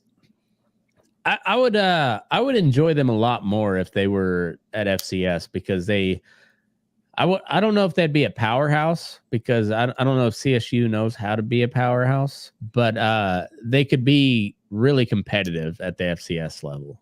Yeah, and I'd say the same thing about Wyoming. I think Wyoming would be a good fit. Pretty good, and that was back in the day when Wyoming was playing that Midwest, that corn-fed cowboy mix of football with you got those big guys, and then you got a bunch of dudes who've been punching cows their whole lives coming in and punching you in the face. We've lost that, I'd say, and so is Colorado State. Well, like it makes more sense for rivalry's sake too. Like historically, like you get the Dakotas and Wyoming and Montana and Colorado, like all those small like ag schools. Well, and like I said, CSU is not really a small school. I think my freshman year the enrollment was like 25,000 or something like that. So I think it's over 30 your now. Freshman year, the enrollment at CSU was 25,000. Yeah. And that was 20 years ago. All right, give me one moment, because I can tell you for a fact right now, Wyoming's enrollment as of fall 2024 consists of 8,000 students. Oh, fuck. I didn't realize we were that much bigger. I knew we were bigger, but I didn't know we were that much bigger. I mean, we're probably over 30 now. Fuck. Right now, it's saying that y'all have 33,000 as of 2021. So you could probably say that's closer to 35, 36 now. And then I know more people that go to Wyoming than I do CSU at this point. If we go to Wyoming, they're and now I have to go and look, because they're not. They I guess they must have paid Google to take that off of the front page. Okay, so right now in 2015, which was the last time I guess they cared to record it, we had 12,627 total. But now it's 8,000 with close to 1,500 grad students. When I was a freshman, we were close to 12, and that was in 2018. Damn. Yeah. Damn. I can walk from my house, which is 2 blocks off campus, to the far side on the west side. I can walk to the far east side, and it's a mile total. Damn. And yeah, you try to walk that for CSU, you're walking for hours. Yeah, CSU's it's a spread out campus for sure. Yeah. But I mean that's my only argument for keeping Colorado State out of FCS. They're too big. Wyoming has a great argument because we're about the same size as Montana State, North Dakota State. Well, it makes a lot more sense for Wyoming, but I'd argue I would want to keep us at the FBS level. Just because those Fs need you can't bring the biggest powerhouse in the country in football down to the FBS level. We gotta keep the playing field even for those FCS. Well, and you still got to look down your nose at the Dakotas and Montana. Oh yeah, yeah. They think they're so good. Come try playing at our altitude. Well, then is Nebraska? Are they out of the top 25 now? Oh yeah, they were up there for a minute. Nebraska is now 3-2. They lost this last week too. I believe so. No, they're still 4-1. They won this past week. Okay, but they're out of the top 25. But they're out of the top 25. They're still receiving votes, I think.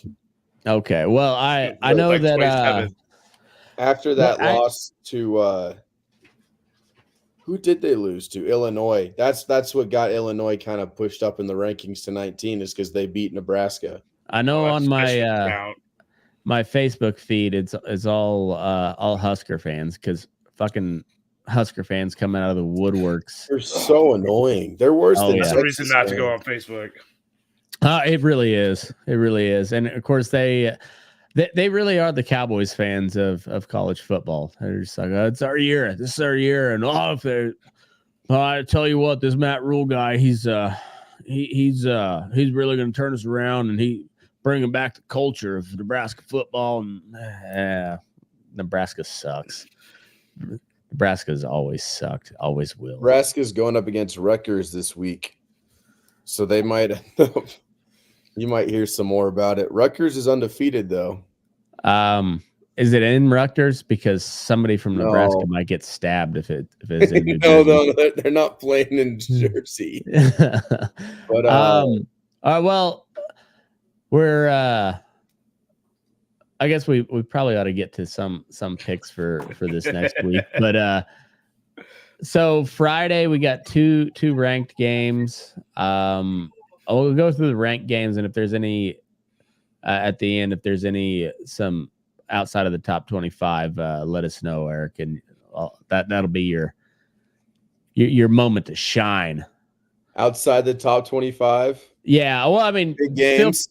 The real games. All right. Feel free to, the nitty gritty, the games that our constituents care about. Yeah, exactly. I mean, and feel free to chip in, because you're the college football expert on this show. I am. That is, I know Royals baseball and I know college football, and that's it. Yeah. So Oregon, Michigan State. Oregon's at number 6. Michigan State's at Not 3-2. I don't know anything about Michigan State, but historically they're tough, but not so much right now. No. Didn't they fire their longtime head coach not like last year or something like that? Yeah, mid-season. There was some kind of inappropriate. Yeah. I think I remember something about that. I don't follow it college football that close, but I do remember hearing some rumblings. So Michigan State's not that good. No. Okay, so Oregon should handle them. Oh shit, the spread's 24. Yeah, Oregon should roll. Over unders at 52.5.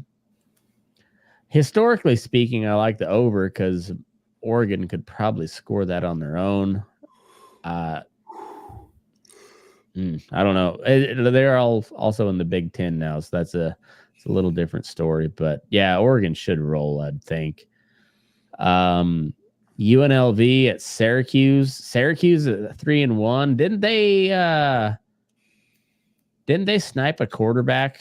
Yes, they did. It was the Ohio State quarterback. Ohio State's quarterback, yeah.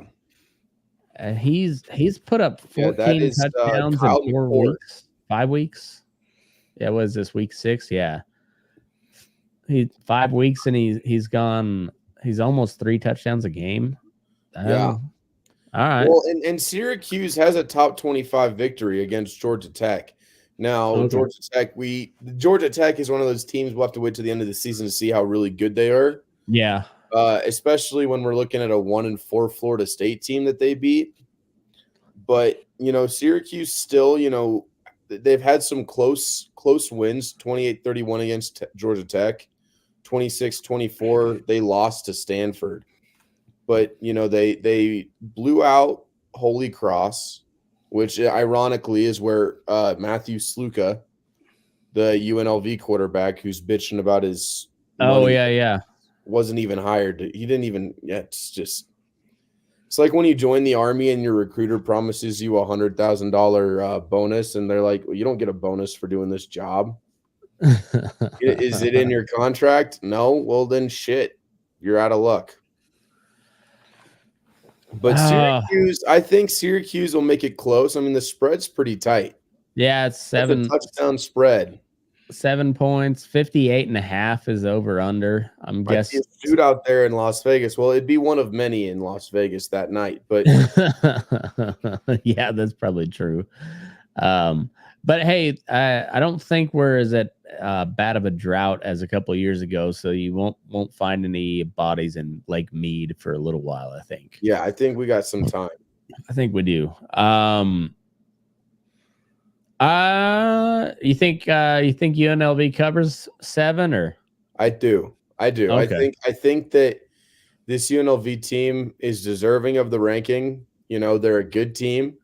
They've put together some really solid performances, especially considering that they're now starting their backup, and they went and rolled. Yeah, they dominated that game. So yeah. So right. I say UNLV covers without a doubt. Okay. And you think Oregon covers 24? Easily. They're playing in Eugene. Gabriel's starting to figure out the offense. And Michigan State is going to play spoiler, but they're not playing spoiler until they're 3-7, and they're playing, a Michigan team who's trying to make the conference championship. Yeah. So I think Oregon covers. I think UNLV covers without a doubt. Penn State over UCLA. UCLA sucks. Not even a game. Penn State has a great defense. Spreads at 28 though. It seems like a lot of points. Well, Penn State putting it up at home against the UCLA team who is wholly unprepared for Big Ten conference play. You like the under 46.5?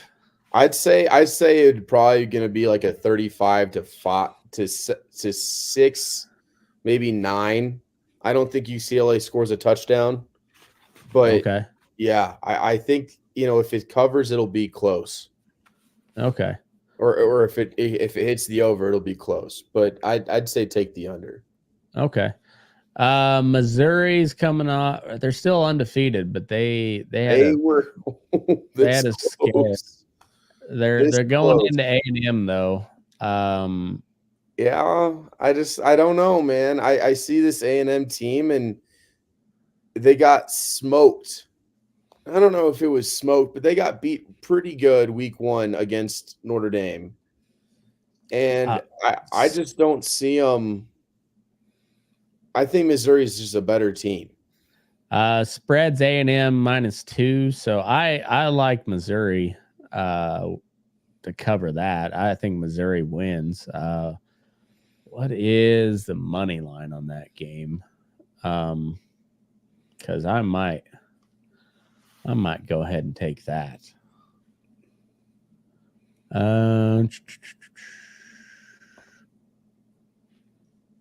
When is that? That game is it's a morning game.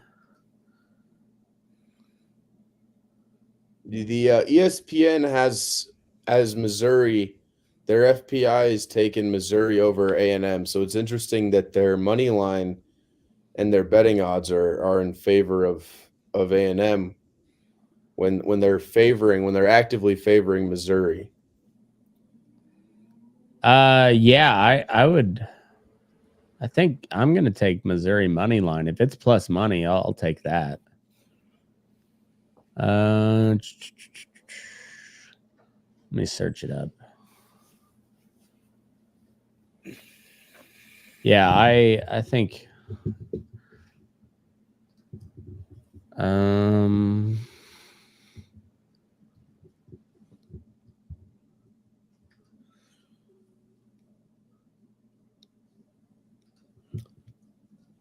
we might see if Vanderbilt, keeps it close against Alabama and then has a good rest of the season.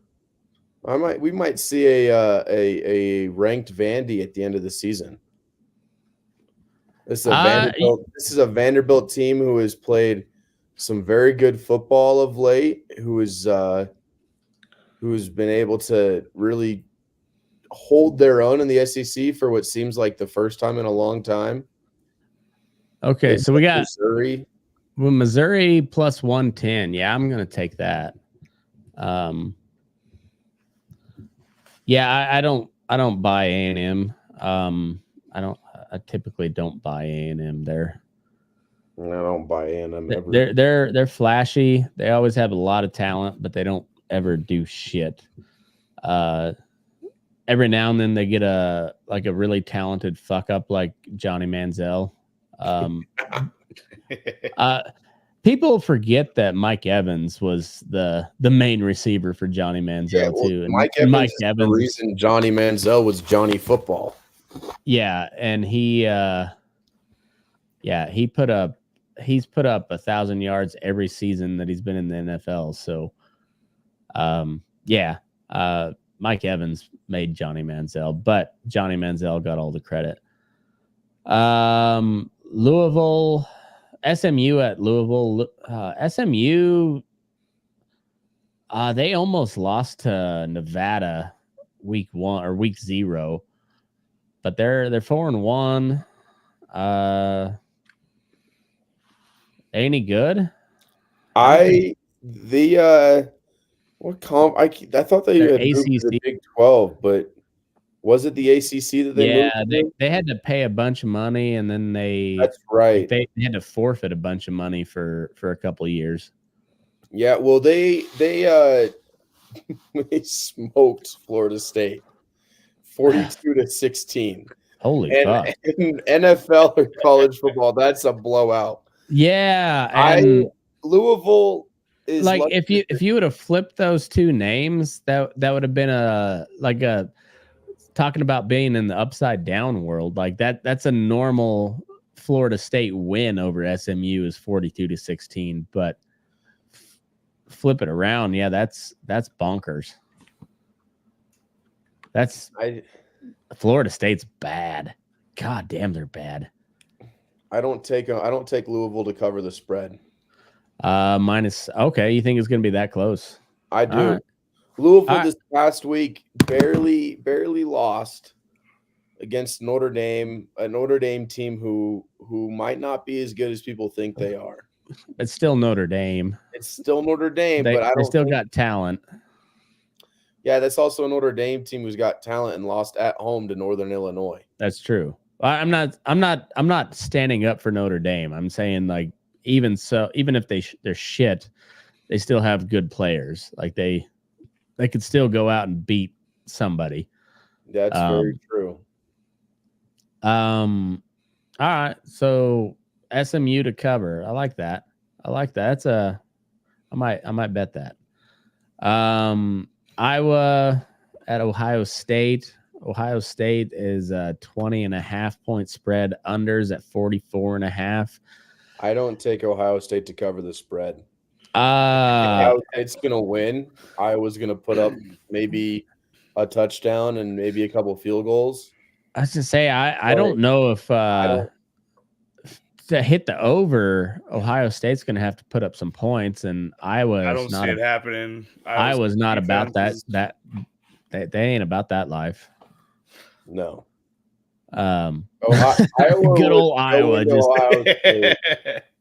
Well, I don't know. I think Ohio State's going to win like 28, 31 to 10, 13 maybe.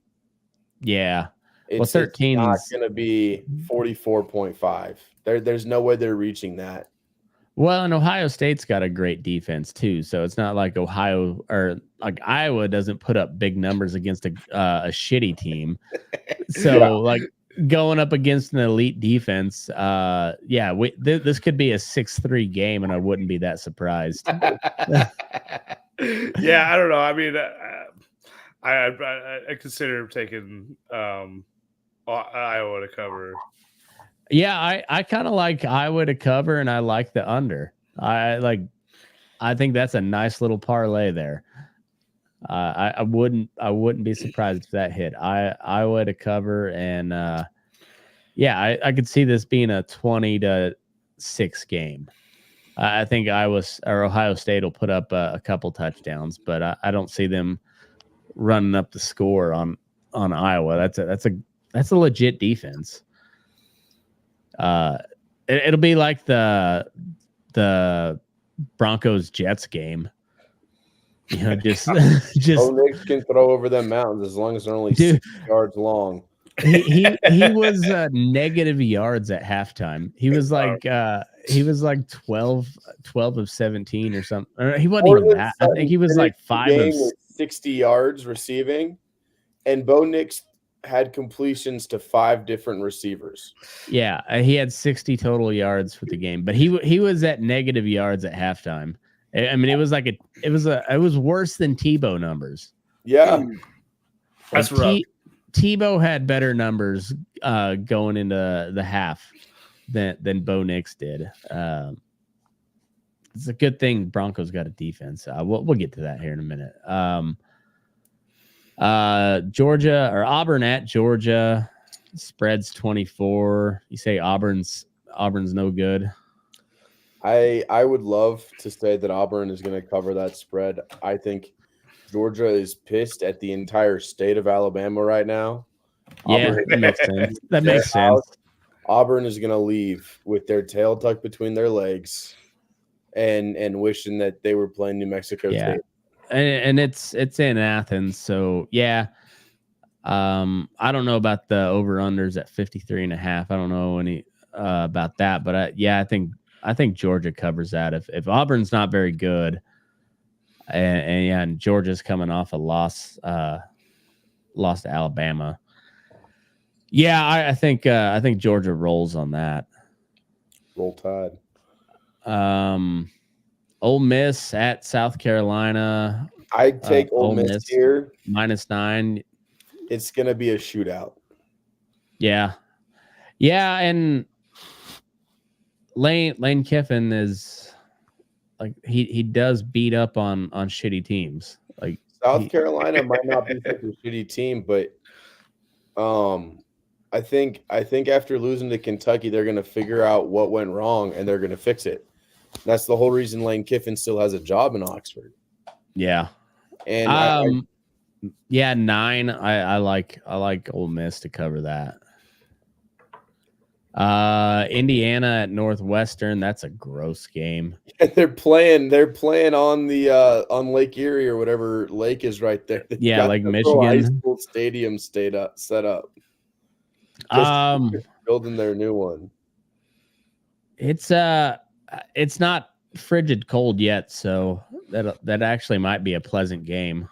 I don't know. Is what's the weather like in Detroit these days? It's chilled off a bit, but on the other side of the lake, it's gonna be weighted. Well, actually, no, it's still 70s. Okay, so like we hit 90 today, but it's in the 40s in the morning. You know, like it cools down at night, but it doesn't really cool down that much here. Okay, yeah, we were I think 45 or so for the low. It was like a 45-degree temperature swing. Cattle are hurting right now, but yeah, that's probably a really pleasant game. Yeah, I'd assume so. I don't know anything about either of these teams, but I assume Indiana's a 14-point spread. I don't know if they cover that, but I assume Indiana wins pretty handily. Vandy, are they going to cover 23 against Alabama? It's a home game. So I think they've got him at home. I think Alabama's going to come in expecting to roll, and I think they're going to win by 10, 15 points, but they're not going to smoke Vanderbilt. I respect your opinion a lot on college football, but I feel like I'm calling bullshit on this. Bama's going to roll. Right. Hear me out. I think they're going to roll, but I don't think it's going to be by 23 points. Okay, fair enough. I like I said, I do respect your opinion. I'm going with my gut here, and I'm not picking Vandy. You're gonna take Alabama to cover the spread. I won't argue with that. You know, I might be wrong, but Vanderbilt's proven themselves to be an actual team this year. Okay, I'm not. They're more. I'd argue now in the South Carolina column of a team that you probably aren't super excited to play again away. So. I don't doubt any of that. I'm just going off a historical record here, and Vanderbilt. This feels like a 48-3 Alabama game. If you go over to the right side of the screen there, where it says Jalen Milroe, Diego Pavia, and Ryan Williams has almost half of the receiving yards for Jalen Milroe this season. Ryan Williams is 17 years old. It's absolutely insane the things that he's been able to do. His talent is great. However, how many passing touchdowns does this guy have? Diego Pavia? This is Vanderbilt's guy. Yeah. He has played well enough. He's got studies. 6 touchdowns, no 720 passing yards. He's safe with the football. All right. So I'm going to say that Vanderbilt finds a way to at least sort of lock down Ryan Williams, forces Jalen Milroe to find somewhere else, and Alabama puts up 30 30, 40 points.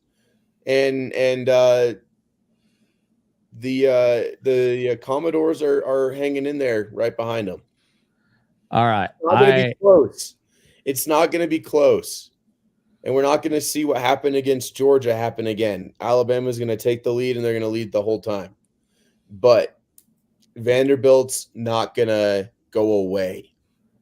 So do you like the over? I like the over on Okay. the points. I can see it being Vanderbilt 21, Alabama 40, Alabama 38. Definitely take the over on that. But I'm going to take the over. And like, again, I respect your opinion. But I'm going to respectfully disagree, and I'm going to take Bama to cover that. All right. And you're just talking about how shitty Vandy has been in the past, and I've got all the stats and all the FPI insights and looking at how Vanderbilt's defense is played versus how Alabama's offense is running through two people. But yeah, Matt, take the over. Take Alabama to cover the spread there. I think I will. I might too. Well, that's all right. You guys, I mean, I'm not going to bet a bunch on it. It'll be like $2, and I will humbly eat crow and let you take your shots next week if I'm wrong. All right. And I kind of hope that I'm kind of hope that I'm wrong on this, so because I want to hear your jabs, but but I'm gonna go with my gut on that one. Clemson at Florida State. Clemson's 14.5. I think they cover that. Oh, without a doubt. Yeah. The only thing that Florida State's got going for them right now is the Tomahawk chant. And that may be the coolest thing in college football or one of them, but it's not going to help them win this game. It's at Florida State. Are they going to be able to play, though? Yes. Okay. So Tallahassee was missed by about 10 miles. Instead of Tallahassee getting hit, it was this poor town 10 miles east of Tally that just got smoked. And then like some town up in the mountains of North Carolina just got fucking Jimmy Rock is gone in North Carolina. App State is in Boone, North Carolina is completely flooded. App State was a place I considered transferring to, and I'm glad I didn't. I'm reading all these posts from people who said the admin didn't issue an evacuation warning until the roads were already closed. So no one could actually evacuate. They flooding everywhere, no food, just nuts. So the entirety of Appalachia is fucked. So, Jake, you weren't in on this conversation, but we were talking about like relief efforts out there, and I looked up, and I haven't seen much of anything. I looked around on, and I don't have a whole lot of contacts in that neck of the woods. But if there is anybody out there that knows of a good relief organization for that part of the world, let me know, and please donate. I'll look into donating as well. But I want to make sure it's a good organization. But yeah, that part of the world got fucked. That hurricane was a motherfucker. Yeah, I saw a bunch of videos, and I probably saw the same kind of thing. I'm sure you're talking about, Eric, with like a bunch of students just kind of stranded. Yeah. Well, and it just like I don't know. It seems like Florida came out better, but yeah, it seemed like the North Carolina response was from like the state was like almost non-existent. And it's weird because North Carolina and East Tennessee, they were getting hit by some really heavy rain right before the hurricane. Like unrelated, just heavy rains coming through right before the hurricane. And then this hurricane just kind of kept rolling. I don't think anybody expected it to stay as strong as it did. Yeah. It was after it got through Atlanta, a lot of people were like, oh, well, it'll kind of cool off now. Yeah, that's and it just got huge. So I got some friends that lived over by Knoxville, and they were okay, but like they got a lot of rain and shit. But they small Kate Bowen, and her Kate and Mark, they got a small farm over there, and they were really worried about like their chickens and stuff and turkeys, but they got skipped by the big rains, so nothing got washed out. But yeah, that hurricane was a doozy. So I mean that was why the Mets and the Braves played yesterday. That doubleheader was because they got rained out because of the hurricane. And so but they are going to have the game at Florida State, so that's good. That's probably the only good thing going for Florida State. Yeah. I don't know, maybe they might have wanted to get rained out. Florida State's kind of like the Haiti of college football right now. Like like the earthquake is DJ Uga Uyunglele. Yeah. Uyunglele. I there's an N in there where there's not an actual N. I'm learning how to speak Arapaho right now, and so it's kind of like I get it. Like you say something and it doesn't look like it's supposed to be there, but it is. Well, it's like Tua, like they pronounce Tagovailoa. It's Tagovailoa, but there's an N, I guess. If it's an AG, doesn't make sense. Well, and it's really funny as all of us as English speakers are making fun of anybody else's language. English is fucking retarded. Yeah. Like, it makes no sense. My wife's a Spanish teacher, and she'll tell me like how the Spanish language is set up, but I still don't. I understand some of it. I understand a lot more than I speak, but I got the look, and people speak Spanish to me all the time. But yeah, she'll explain. I was like, oh, that makes sense. That's smart. And then I'll like we homeschool our kids, so I'll be teaching my kids will ask a question on on their English lesson. I'm like, well, here's the thing about English. It's stupid. Yeah. What we speak, but it is stupid. It makes no sense at all. Anyway, that was a wild tangent we went on from Florida State, but Clemson's gonna cover the spread by a lot more than that, and they're gonna be over the over-under. Take Clemson all the way. You think Florida man's gonna have like a big emotional showing and maybe make it a close game? No. Okay, I don't think so either. The teams that are going to have a big emotional showing are going to be in North Carolina and Tennessee. All right, fair enough. You're going to see the Vols absolutely whip up on Arkansas, and you're going to see NC State, North Carolina somehow come away with wins that they don't deserve. All right. Yeah, I'll take Clemson to cover that. Boise State, Utah State at Boise State. Utah State all the way. That's a actually. I kind of hope they both lose because they're leaving us. Yeah, Boise's going to the Pac. Whatever. So is Utah State. Yeah, that's right. 27-point spread. I take that. It's so hard to play at Albertson Stadium. Yeah, that's stupid. It reminds me of an Albertsons. If you've ever been into an Albertsons. Oh yeah. Nowadays, it reminds me of what an Albertsons looks like. Albertsons, and when I was in college, was like the old supermarket. It felt like a big casino in Reno. Yeah, damn. Where everything's just about 30 years behind. Out of date. Yeah.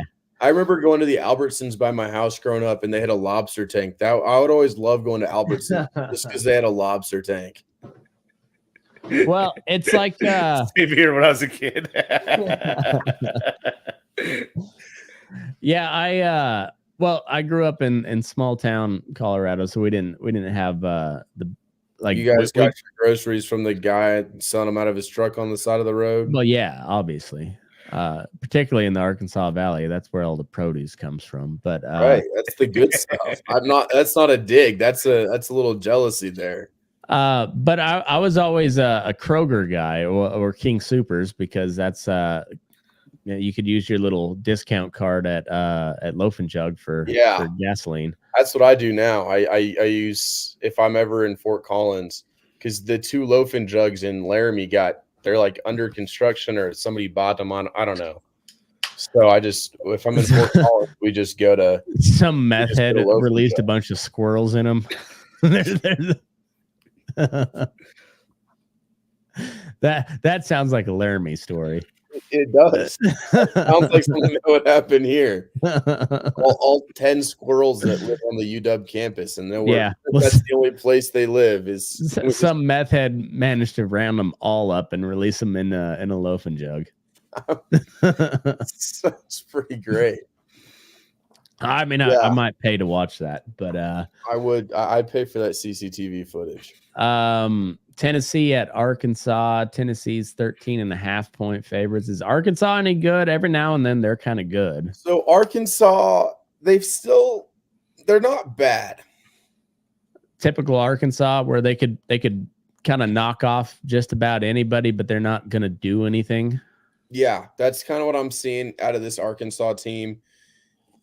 Arkansas this season, they've had some statement wins against Texas A&M, or not Texas A&M, Auburn, and other big schools like Arkansas, Pine Bluff, and powerhouse, Alabama, Birmingham, powerhouse. So I don't see Arkansas. They kept it close against A&M, 17-21. And they kept it close against Oklahoma State, 31-39. They might hang with Tennessee, but Tennessee is leagues ahead of Oklahoma State and A&M. So I'm going to say Tennessee's going to cover the spread, and it's going to be a game where Tennessee puts up 50 and Arkansas somehow manages to put up 25, 30 points. It's a good thing Arkansas has Tyson Family Foods, or I feel like they would have been kicked out of the SEC a while ago. Like there's a sneaky amount of big money at Arkansas. Well, you got Walmart there. Walmart and Tyson is not that far from Fayetteville. Tyson's not that much smaller of a company than Walmart. No, and I'd say Tyson is bigger in some regards than Walmart is. I bet they have more. I think they have more influence politically than Walmart does, and that's saying a lot because Walmart's got a huge amount of influence. But Tyson is the biggest meat producer in the U.S. So, they got a lot of money at Arkansas. But Arkansas is like they're kind of like the Iowa State of the SEC. They're sometimes really, really good, and they're deserving of their ranking. And other times, you're like, how is this team even in the best conference in the country? They feel more like a Big 12 team than an SEC team, but they'll never. I mean, like I said, they got a lot of money. They ain't leaving the SEC. Yeah, well, and like they say in the SEC, it just means more. Yeah, Missouri and Arkansas probably should still be in the Big 12. Well, I guess Arkansas has always been SEC. Well, they were the Southwest Conference back in the day. So it was Arkansas was in the Southwest Conference. Yeah, it was Texas, Arkansas. That's why Texas Arkansas is still a big rivalry. Yeah. Ooh, that game in November is going to be exciting. I think that might be the first time that they've played each other in a long time. They've played each other before, but it's the first time in since before the Big 12 that they were in the same conference. So anyway, but Tennessee 13.5. You think they cover that easily? All right. I think Tennessee is going to win by at least three scores. I like that over. I know Arkansas doesn't play defense. I don't think Tennessee plays much defense anymore. No. 15.5. I like the over. Really interesting though to see that Arkansas has the advantage in terms of the passing, rushing, and receiving leaders. Yeah, like I said, they feel like a Big 12 team. Yeah, well, they've got a good running back. 509 yards on almost 80 carries through 4 Arkansas is games. kind of known for 5 that. games. They had a dual threat, and they were both seniors one year, and I forget their names, but one of them played for the Cowboys because, of course, Jerry Jones is an Arkansas boy. So, it was like Felix Jones or something like that. So, not McFadden. Was McFadden? Was he at Arkansas?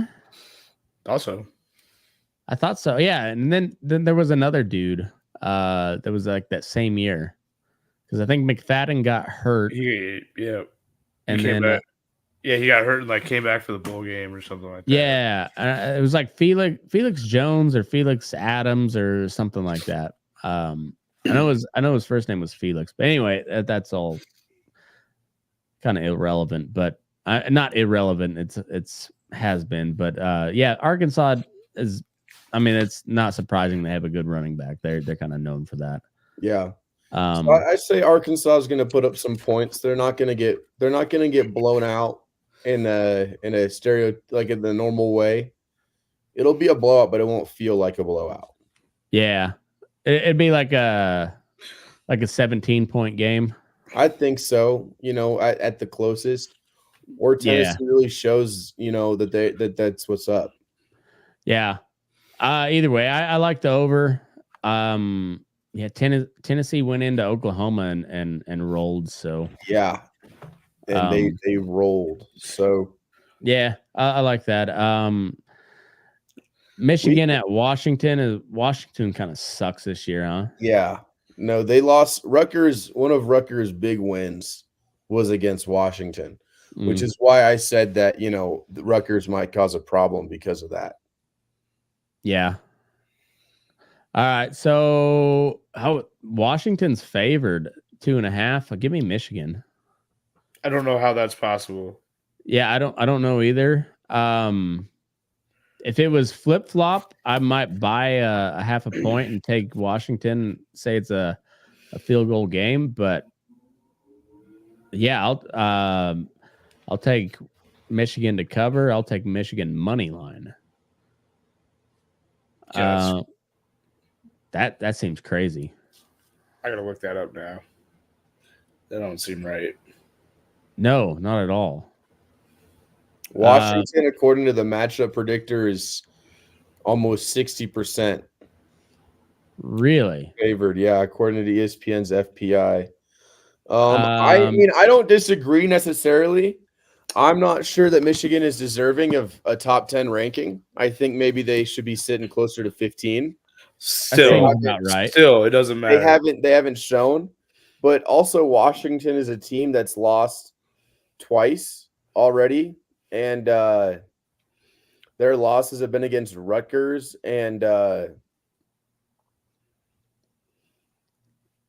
Washington State. That's right. Washington State beat them 24-19.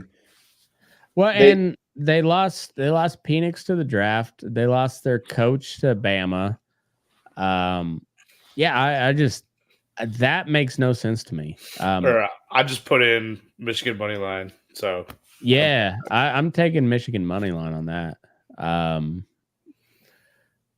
Could be wrong, but that seems like I won't say that's a lock, but that seems like a really good bet. USC at Minnesota. USC's -8. Over unders at 51.5. I don't know about that one. I wonder the money line probably is not very good. I don't think USC's. I don't think I don't think you're gonna get over 51 points. No, I kind of like the under on that just because Minnesota's a classic Big Ten football team where even if they're not a good team, they'll smother you. They'll hold the ball for a long time. I think USC covers that though. I do too. I just don't think USC is going to put up that many points. It might be a 16-22 game. Yeah. I'm seeing like a 24-10 or something like that. Yeah. No, I think you're right on the under though. That feels, I don't know, unless USC just goes off. But I don't know. I also don't know much about Minnesota this year, but just historically speaking, Minnesota or Big Ten, yeah, you think that's going to be a little bit of a lower scoring game. Iowa State takes on Baylor in Ames. Iowa State minus 11.5. I'd take that. Over unders at 44.5. You like the over? You like the under? Seems I like the over. You like the over? I do. I guess Baylor puts up a lot of points. Yeah, that's kind of what I'm thinking. I think it'll probably end up being like 42 to 34. Okay. And so maybe don't take Iowa State to cover the spread, but I think take the over under. Okay. Miami at Cal is that's only minus 10 on the spread. Cal's 3-1, huh? Are they any good? No. It seems like a low spread. Miami's kind of been rolling. They had a close game last week, but I don't know. I kind of like Miami minus 10. That's just, this is uneducated talk, but yeah. Seems, I don't know anything Cal about. Did lose to Florida State. Florida State's one win, and Cal's only losses come against Florida State. So that should tell you. Give me Miami. Everything about it. They've beaten San Diego State, UC Davis, and Auburn. But again, it's an Auburn team that's not looking so great. They held their defense is looking actually pretty decent. They allowed 20 they allowed 14 to Florida State in the loss. They lost 14-9. They allowed 10 to San Diego when they beat them, 14 to Auburn, and 13 to UC Davis. Cam Ward didn't necessarily play great against a pretty solid Virginia Tech defense this past weekend. Also, didn't mention earlier, but he was playing his cousin. Oh, was he? His cousin is the quarterback for Virginia Tech. No shit. So yeah, it was actually pretty neat, to kind of see that dynamic. And my girlfriend was wondering how she got really sad when when Miami was about to lose, but then she got really sad when Virginia Tech lost because she just felt bad for the cousins. Like, with their cousins, this is so sad. So this is why we don't have women on our sports show. I'm just teasing, kind of. All right. Well, is there any other college football games to take a look at that are going to be fun this week? So from the rest of the pack, the not top 25. Wyoming's got an off week, so I'm not going to bore you guys with that. Well, we'll wait till next week to hear about how they're going to win the world. They are next week. Start next week. We're going all in. Navy and Air Force are playing. Air Force is 1-3. This is not the same Air Force and Wyoming squad. Well, are they still doing the Army Navy game at the end of the year? Yes. Okay, cool. I was gonna say that if they pushed back the Army Navy game with all this conference realignment, I was gonna probably go postal on somebody. Yeah. Well, Army Air Force or Navy Air Force should be a pretty good game. It's in Colorado Springs, so we'll see how the sailors do at somewhat of an altitude. And then Army's playing Tulsa. Now, if Army and Navy both win, it will be the first time in both programs' histories that they are 5-0 at the same time. How's Air Force this year? They are 1-3, and Not they great. lost handily. Well, I wouldn't say handily, but they lost pretty bad to Wyoming in Laramie this past weekend. Okay. Weren't they pretty good last year? Yeah, well, Wyoming and Air Force went into their game last year at Air Force, both undefeated and both receiving votes for the top 25. Air Force ended up winning it. They were then at that time, I think they were 8-0. And then because they were ranked for like a week, right? A week, and I think it was 2 weeks that they held their ranking, because they beat us. They got to 7-0. They were 8-0. Then they lost. They got knocked out. But this is not the same Air Force team. They didn't look good. They have a decent quarterback who can throw the ball. I mean, they found the holes in the defense, and they did pick them apart. But it's still a military school, so you know, like they like to run the ball. Oh yeah, so unders on that. Definitely unders on that. Let's see, Colorado State, Oregon State in Oregon. That'll be a loss for CSU. Interesting. You know, CSU is 2-2. Dude, they're a bad 2-2. Like, come on, don't fucking do this to us. Like, please, don't be like that. Colorado is a solid opponent. They're gonna go get fucked up. All right, y'all did beat UTEP, and UTEP is 0-4. I take that. Yeah, okay. Like, come on, don't do this. Yeah, we know. We're at 2.5 hours. We're at 2.5 hours. We're not gonna argue over whether or not we fucking know. Is losing. Okay, we know they're losing. Like, don't do it. I wanted to give you guys some hope. No, fuck out of here. Yeah, we know. Like, come on. Watch CSU shit the bed. Oh well, UCF at Florida. UCF's only loss coming this past weekend to Boulder. Oh yeah. UCF is at Florida in Gainesville, so we'll get to see just how shitty this Florida team is. Because they are not looking good. They are 2-2, and like Colorado State, it is not a strong 2-2.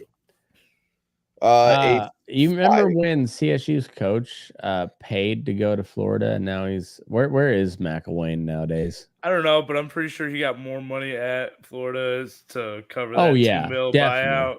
Definitely. Hell, Florida probably paid it for him. They don't. Yeah, I don't think he was out any money. Well, he definitely was not out any money. Yeah. Definitely not. And then I've got one more game for y'all. It is Georgia Tech against undefeated Duke. Duke is going down to Atlanta, playing Georgia Tech. So, you know, Duke is undefeated. I think they're feeling a little snubbed because there's a couple 2-loss teams in the top 25. Or close to it, and they're not being looked at for it. But Duke might come in, and if they beat up on this Georgia Tech team that's shown to be a pretty solid team, we might see a ranked Duke for the first time since Duke, North Carolina, NC State, and Wake Forest were all ranked a couple years ago. All right, let's go. Let's go Georgia Tech. I would take Georgia Tech on that too. They're playing at home. And plus, I just don't like Duke.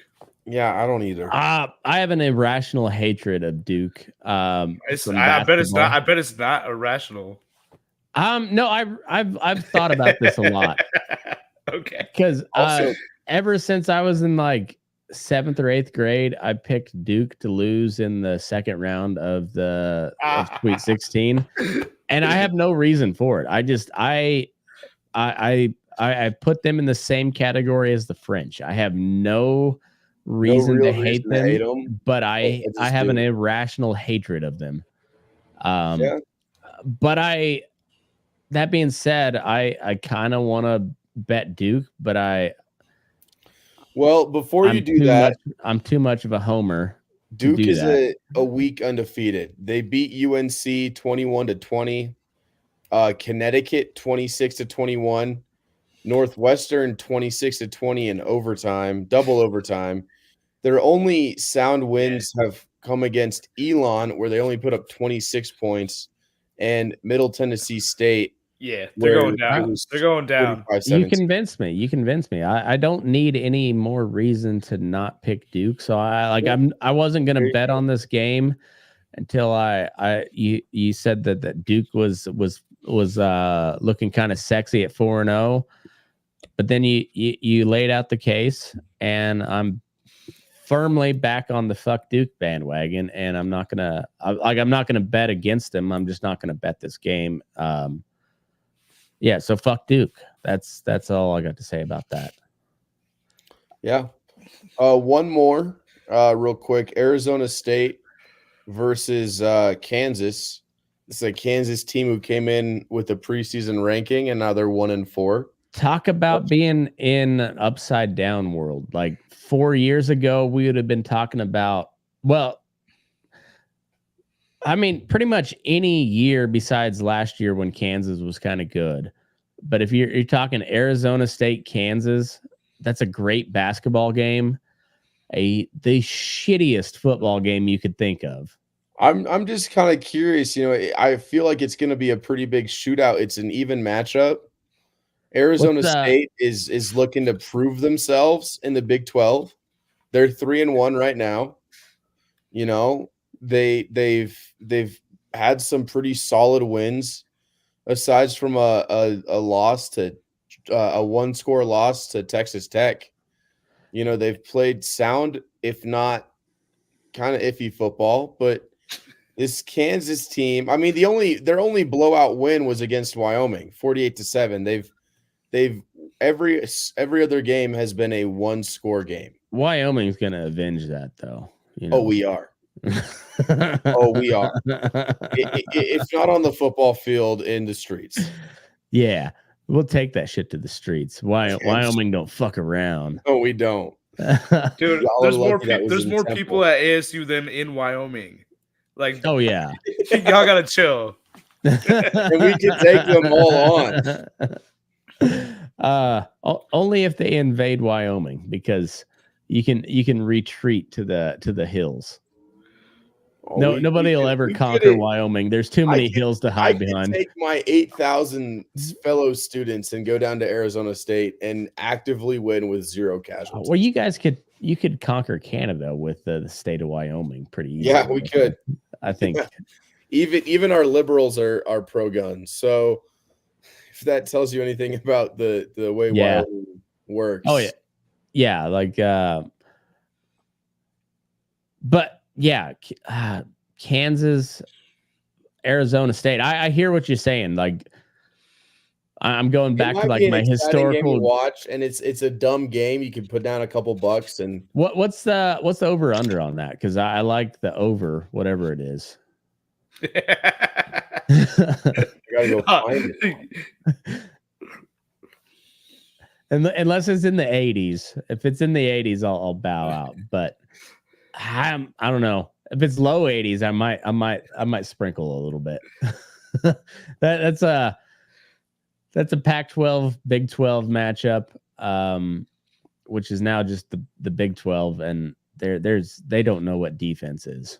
No, they don't. Neither of these teams really do. No. Let's see. And neither of those teams are ranked, are they? No.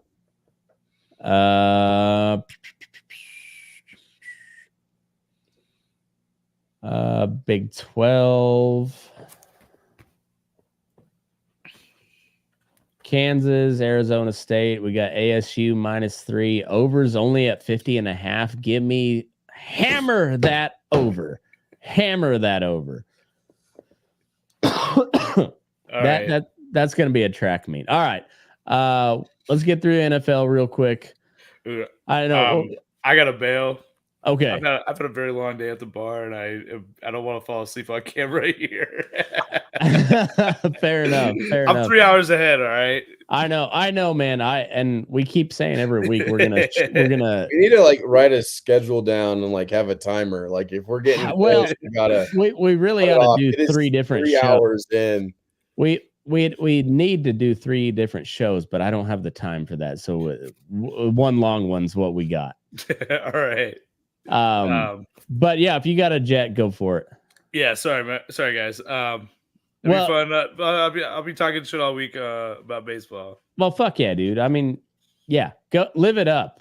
Like, Yeah, absolutely. I remember 2007. That was a fun time. It was a fun time. It feels like that, man. It feels like that. I wish I had a team in the Padres are the closest I got right now, and I'm not going to any games, but it's October baseball, and I'm all in. It's fun as fuck this year too. All right, later, dude. NFL was it was weird this week. Cowboys over Giants. That was pretty. I would have called that one. Yeah. Malik Neighbors. Hey, can I jump in real quick? Oh, go ahead. It says leave an open uploads page. Like, I don't know if I got. That's just so it finishes uploading your audio. Oh, okay. All right, cool. So yeah, just he's good. I want to stick around. No, he's been at the bar all day, and I'm surprised he made it. Honestly, I am too. I'm surprised I've made it this far. I'm glad you stuck in with me. No, I wouldn't have showed up if my team if I lived in the city where my team played and they were in the playoffs. I wouldn't be here. Fuck that. No.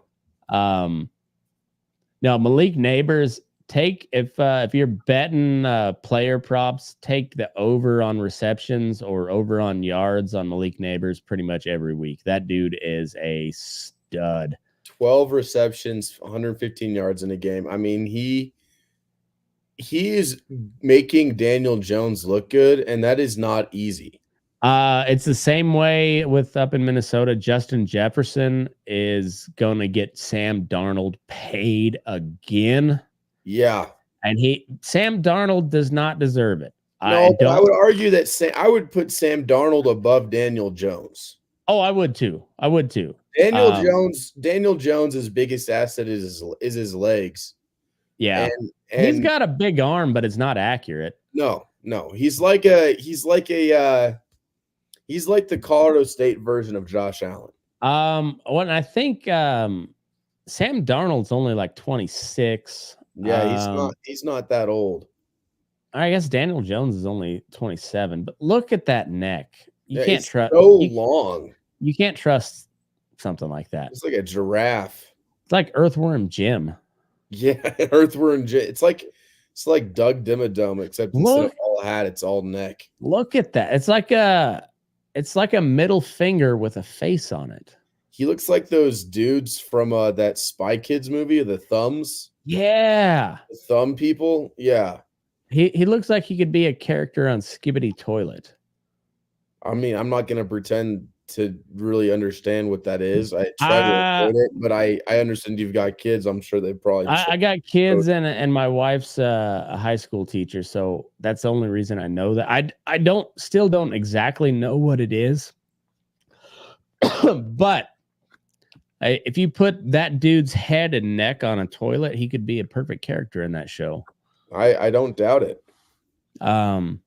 Anyway, yeah, Malik Neighbors I've got him on my fantasy team. He's had over 100 yards every week, and very impressive numbers. I think he's got like 3 touchdowns, maybe. Yeah. Let's see. Dude's been good. It is interesting though. The Cowboys lost their home open, like their first home game. Yeah, that snapped their 16-game home winning streak, and now they're just 2-0 on the road. They haven't won at home yet. So, yeah, very interesting seeing if the Cowboys might go 8-8 and they might lose every home game. That would be funny. That'd be really funny. Yeah. So Malik Neighbors has fantasy points wise, he 11.6, 28.7, 28.2, 23.1, 5, 10, 8, and 12 receptions for 66, 127, 78, and 115. And that's with Daniel Jones at quarterback. Dude is putting up numbers. He's a stud. Yeah, he's the real deal. He's a stud. Giants are terrible. Cowboys suck. I didn't watch much of this game, but not really any need to. This Saints-Falcons game was exciting. It was. And they're both. They ended up after this game 2-2. Those are the well. Actually, I think the Bucks are probably going to win that division, but it's a sneaky tough division all of a sudden. Yeah, NFC South is usually kind of a joke, but the Saints look pretty good. The Falcons look like they could be good. They've got a lot of pieces. they just have to be disciplined. Yeah. I mean, they lost this game because of a PI. Yeah. I mean, you can't give Young Hoku and a 58-yard field goal. Yeah. No, he's going to nail that. Yeah. Yeah, that's both of these teams are interesting. I won money. I think the spread was 2.5. I thought the Saints were going to win it, so I picked them to cover. Luckily they did. The Bears are 2-2. Caleb Williams is still trash. But they're at 500. The Rams, everybody's hurt, it seems like. Yeah, they don't really have a lot of health going on there. No, they're still a pretty decent team, though. I think they're going to have a losing record, I would imagine. But and then they're going to go win the Super Bowl next year. Yeah, I wouldn't. Which is what happened last time. But I mean, Tutu Atwell is not a bad receiver. And no, well, so Cooper Kupp's out. Puka Nakua's out.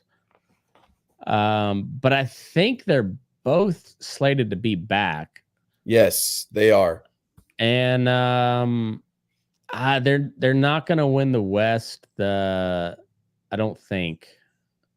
I don't believe in the Seahawks. The Niners are still a really complete team.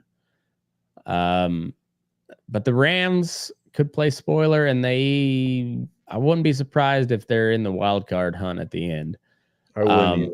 But that being said, also won't be surprised if they're like a 5-12 team.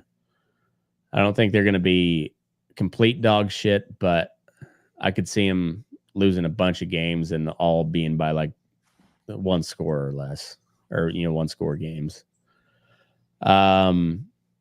Vikings at the Packers. This was a surprisingly high scoring game, particularly since I guess Jordan Love was back. He threw 58 times, 40, almost 400 yards, 4 touchdowns. Fuck. He didn't look so great though. I mean, that's not a great percentage. I mean, it's a lot of yards. They were down. Now there was a reason. Like he was down. They were down. Oh, they were down big early, right? Yeah, and so they had to come back, which is why they were forced to throw the ball. But it's interesting looking at Aaron Jones, and he's not wearing the green and yellow. But he had a good game. He had a really good game. 22 rushes for 93 yards. Did he have any receiving? Yeah, he was 4 for 46. And he had 5 targets. So 4 or 5 for 46, 11.5 yards average on the catch, 4.2 yards on the ground per rush. It's pretty efficient. Sam Darnold was 20 of 28, pretty efficient. And 275, 3 touchdowns and interception. QBR of 72.5. So not super great on the rating, but Sam Darnold's having himself a year. Yeah. Does not hurt to have number 18 Justin Jefferson on your team. He's 6 for 85 and a touchdown. That dude is gonna get Sam Darnold a lot of fucking money again. Yeah, I still don't know if I buy the Vikings, but they're making a pretty solid case so far. Well, the Vikings tend to be a fraudulent undefeated team after week 11, so It's a fair we'll fair see. assessment. But as of right now, one thing's for true is Justin Jefferson is the best receiver in football. And I can't say it's not close, but I think if you give Justin Jefferson a real quarterback, it wouldn't be close. No. That dude's insane. McCarthy needed a year. I mean, he's 21 years old, 20 years old. Yeah. Kid needs time to develop. He didn't take that in college. And I hate Tom Brady, but I agree with what he said. These guys need to develop. I think that's right. I think that's right. And I mean, Sam Darnold was the number 1 overall pick. So there is a chance he might be good and he just found his spot. But like I said, it doesn't hurt to have Justin Jefferson to throw to. I mean, that's a bigger Randy Moss. Like probably not quite as fast, but way bigger. I mean, that's like Megatron. Just fucking chuck it in the general area and let him go get it. Packers, I still think are going to be good. Jordan Love. I mean, Jordan Love's still a question mark, but he had a really good year last year. He started out pretty decent. Then he got hurt. I don't know. I think that's also a division game. Those division games are always nasty. I think Jordan Love will be all right. I mean, a lot of garbage touchdowns, but still 4 touchdowns and almost 400 yards. That's a pretty good game. No interceptions, so that's a big number too. So I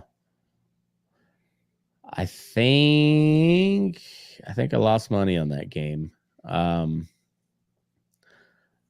Colts at the Steelers. I wish Jake was here for this one. I was going to say Joe Flacco is never going to die. No, Joe Flacco is the Willie Nelson of the NFL. Yeah, he's just so good. He was the only I'm sure there was a stretch where Willie tried to do something weird and it didn't go very well. And let's say that's like Flacco with the Broncos. That was the one team where he wasn't good. Everywhere else he's been solid. He was good at Baltimore.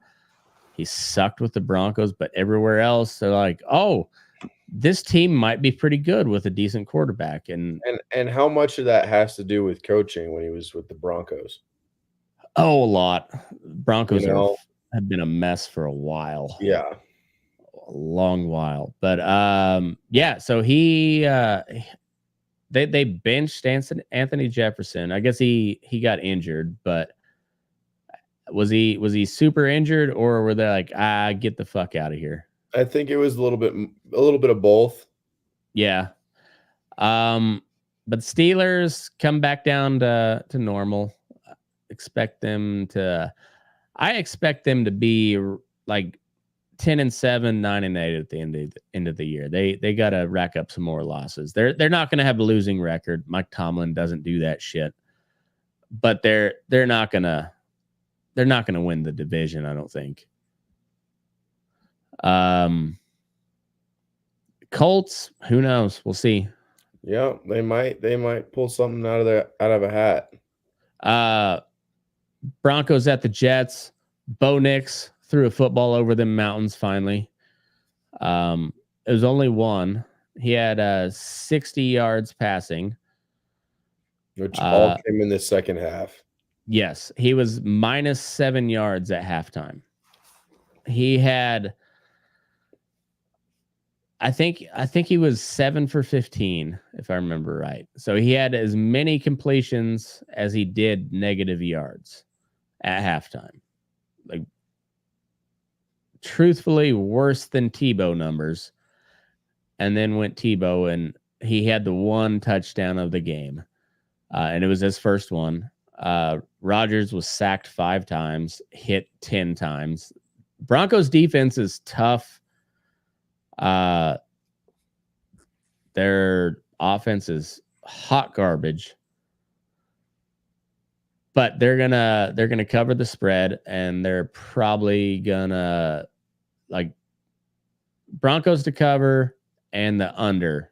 Every game is a pretty safe bet so far. It's from what I can tell, that's been the Broncos trend for the last 2 years, and seems to be staying true to that. They're not gonna put up a lot of points, and they're not gonna give up very many points. Yeah. The Jets, who fucking knows? Rodgers might be washed up. We'll see. But how much of that was the Broncos defense? Because like I said, that is a good defense. They really are. So it's hard saying. Either way, Bo Nix threw a football over the mountains.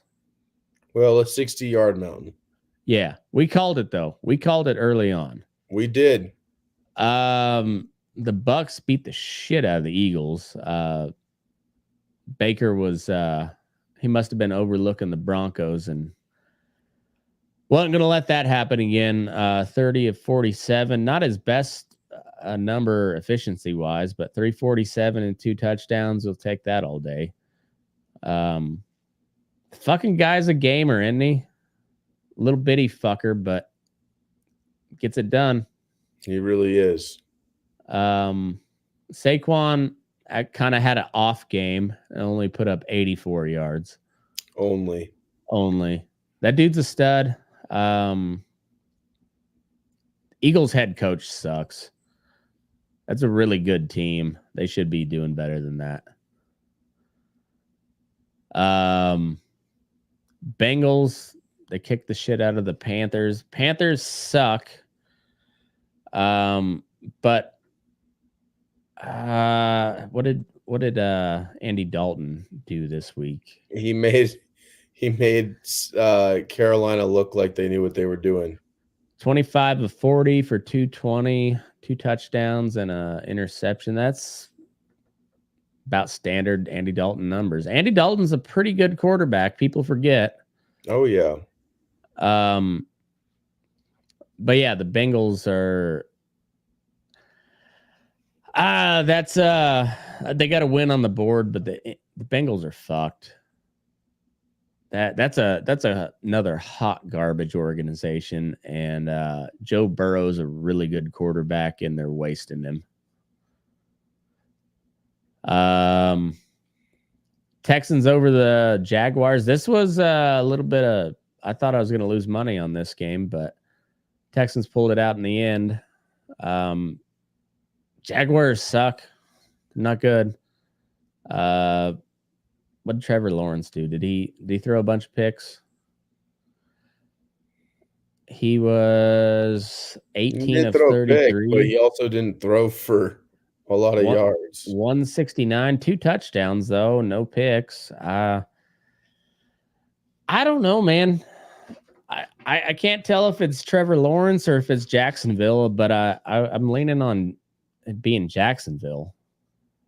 They're just not a good organization. Jaden Daniels is legit. Commanders kicked the shit out of the Cardinals, 42-14. Yeah.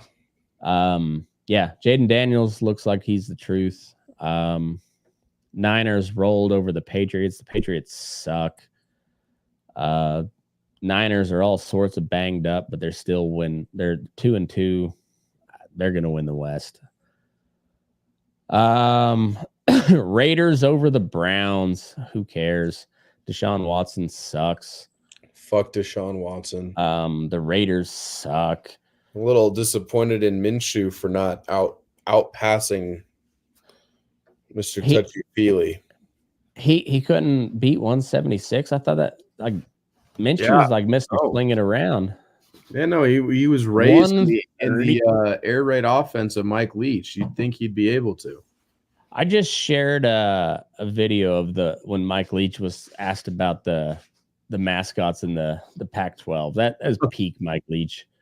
I love Mike Leach. He's the best. Fucking Chiefs at the Chargers. This was a really good game until Patrick Mahomes did Patrick Mahomes shit. And that scoring drive at the end, they just made it look fucking easy. I don't know. Chiefs are gonna do the Chiefs shit. Harbaugh looks like he's still a good coach. Yeah. Yeah. Bills at the Ravens. Ravens fucking rolled. Derrick Henry went off. 24 for 199, receiving touchdown and a rushing touchdown. The Ravens get rolling. They're a fucking problem. Titans, Dolphins. Titans 31-12. Who cares? Dolphins are dead. Tua's dead. And then the Lions. Holy shit! I didn't see the end of that game. 42-29. Lions over the Seahawks. Both of these teams, I don't know if they're going to be good or not. I believe the Lions more than the Seahawks for sure, but there's a lot of pieces on both teams. Geno Smith, I look at his stat. I mean, he threw for 56 yards because they were trying to, or almost 400 yards. Yeah, 56 attempts. 36?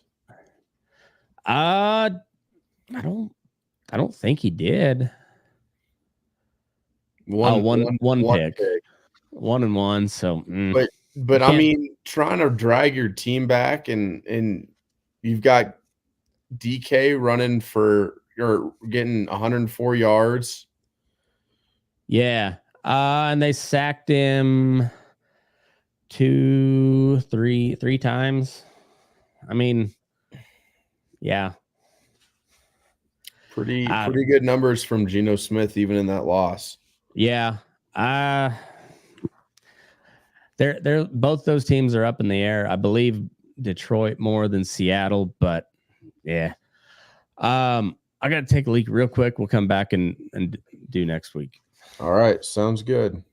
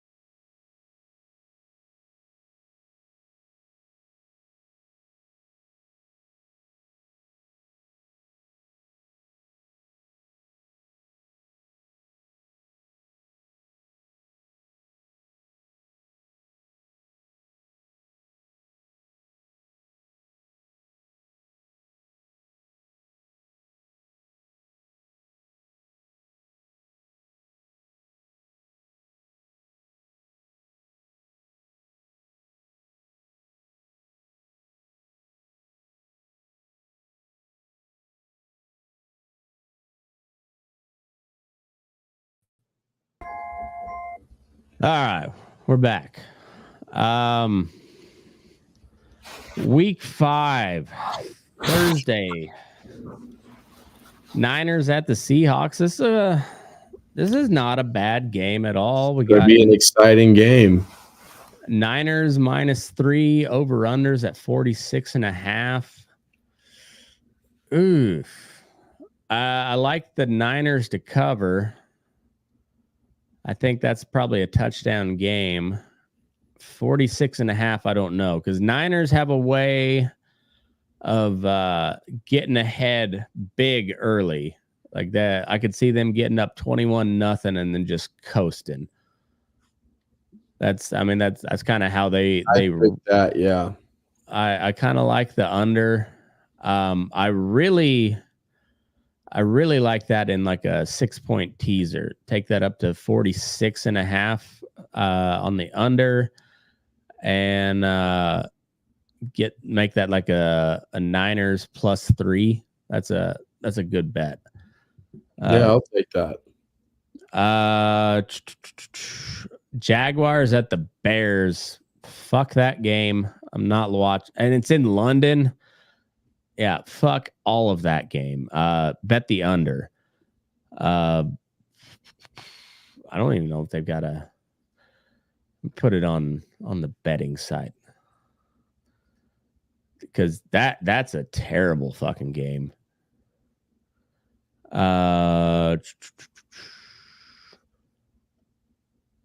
Yeah, we got.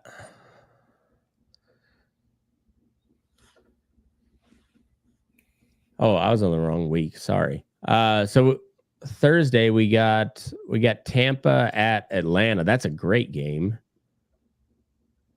Got Atlanta -126. Spreads at 1.5. Over unders at 43.5. Give me Tampa money line +103. Let Baker bake. I kind of like the under on that too. Yeah, I like Tampa and the under. Jets Vikings. It's kind of a gross game. I kind of see Rodgers going into Minnesota and putting up some really good numbers. I like the idea of Rodgers kind of having almost a homecoming to Minnesota. I obviously never played there, but it's his next stop. You know, he's following the Packers quarterback line. Right. Where they go to the Jets and then they go to Minnesota and then they retire and then they come back and go to the Jets again. So, you know, it's almost like a preview of that you're getting to see him play in Minnesota. I don't hate that idea at all. I mean, by the time he gets to Minnesota, he might be 50, but yeah, no shit. With all the weird drugs he's taking, it might be okay. Oh yeah, who knows what drugs he'll be on by then. Spreads at 2.5. I wouldn't touch the spread. Over unders at 40.5. I like the I like the under. That New York defense is pretty damn stout.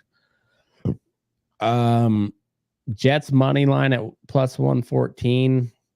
I don't hate that, but Vikings are on a roll right now. Yeah, we'll see. I might throw a little bit of money on Jets money line.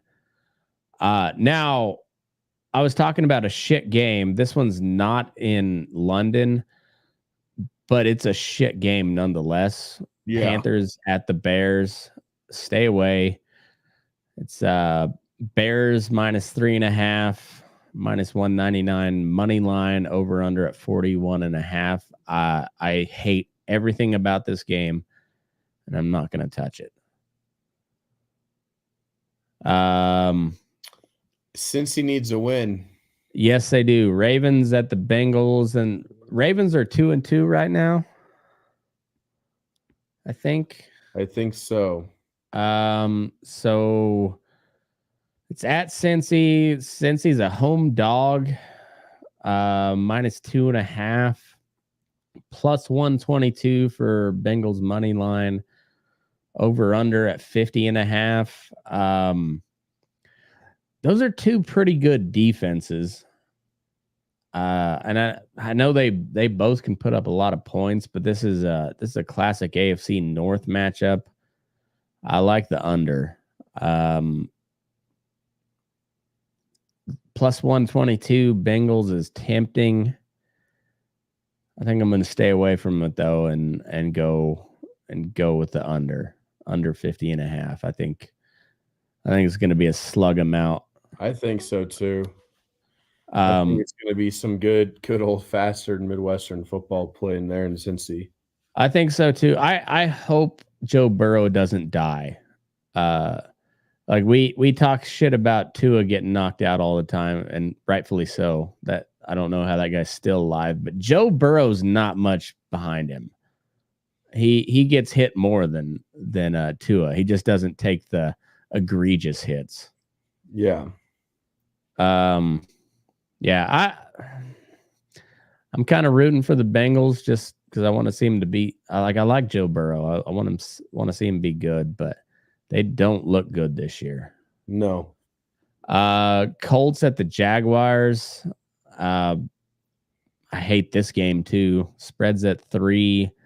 Over it's -3 Jags. Over unders at 46.5. Plus 134 for a Colts money line. If I wasn't such a degenerate gambler, I'd stay away from this game. But I'm going Joe Flacco.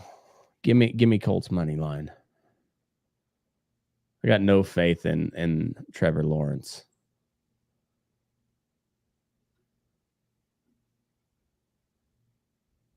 Bills, Texans. That'd be a good game. Spreads at 1. Bills are favored on the road. Over under at 47.5. I'd take the Bills for sure.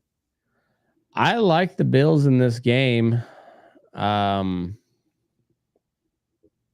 going to be a good game. That'd be one to watch. That's an early game. Yeah. I like the Bills. Yeah, I think that's a field goal game. Give me Bills to cover. Dolphins at the Patriots. Who cares? That sucks. It's basically a pick'em game. 1 point spread. -106 for the Dolphins. -116 for the Patriots. Over unders at 35.5. Yeah. Give me the under. Give me the under. Yeah. Tyler Huntley looks lost trying to play in the Tua offense. I don't know if you've heard anything about it, but they had to basically dumb down for the offense for Tua. Tua couldn't run an NFL offense. The offense that Mike McDaniels runs is dumbed down. And the fact that Tyler Huntley is struggling either means that Tyler Huntley could be a really good quarterback with the right coaching, or he's deserving of the third string right now. Well, because he stepped in for Lamar Jackson. Was it last year or a year before when Lamar was hurt, and did pretty well. So, and they don't have a flashy offense, but they run a pro style offense. Yeah. But Huntley seemed like a pretty reliable backup at the time. And maybe it's just they gotta tweak some things for him, or I don't know. Who knows? Either way, I'll put money on the under, but I'm not gonna pay attention to this game at all. No reason to. Same with the only reason to pay attention to the next game is to see what Jaden Daniels can do. Browns at Washington. It's Washington -3.5, over under at 44.5. The Browns have a good defense on paper. They had a good defense last year, but it's typical Browns. Give me all the Washington stuff on this one. Like, Jaden Daniels seems like he's going to be a good quarterback if he doesn't get hurt. But that guy he does He's thrown 1 interception so far this year. He's rushed for a couple touchdowns, and he very efficient with the football. I think they got a good one over there. Raiders at the Broncos. Give me Broncos money line. -3. Unders at 36. Give me the under. Give me Broncos money line. Fuck the Raiders. Minshew's gonna die. Cardinals at the Niners. They got the Niners at -7.5. That seems very optimistic for the Cardinals, who are not necessarily a good team, but they can do some video game shit on offense. I'm curious to see if who's playing the Seahawks. Giants. That's what it was. Giants. Yeah. For whatever reason, maybe I am a little sleepy. I thought I could have sworn it was the 49ers playing the Seahawks. I think that maybe that's next week. That might be next week. Yeah. Either way, 7.5. I like Arizona to cover. Over unders at 50. I think the Niners win this game, but I don't know if they win it by 8. No, I don't think they do. I think the Cardinals are struggling. They're 1-3 right now, but I think they're gonna kind of figure it out. I mean, they've got Marvin Harrison, and he's pretty damn good. Yeah. Oh, and the Cardinals are like they got blown out by Washington, but other than that, they've had pretty good games. Like that's not a bad 1-3. Like they're a lot better than I thought they were going to be. And it's a division game. Niners are banged up. Cardinals can put up some points. Niners will win this game, but money line's -360. It's not worth money line. I like the Cardinals to cover. I think that's a 4 or 6 point game. I think maybe a touchdown, but 7.5. I'll take 7.5.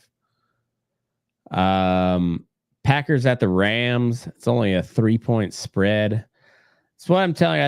I think LA is still pretty good. They don't have a great record. They're banged up, but I think that's a pretty decent team. It's in LA, but that doesn't matter. Doesn't have a home field advantage.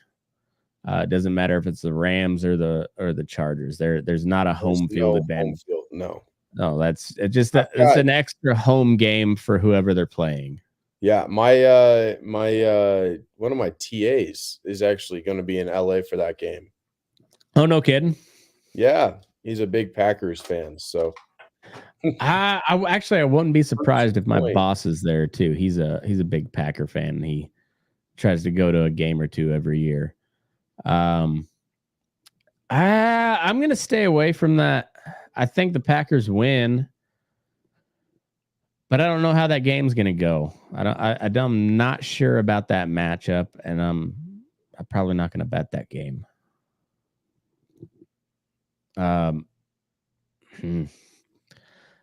Giants at the Seahawks.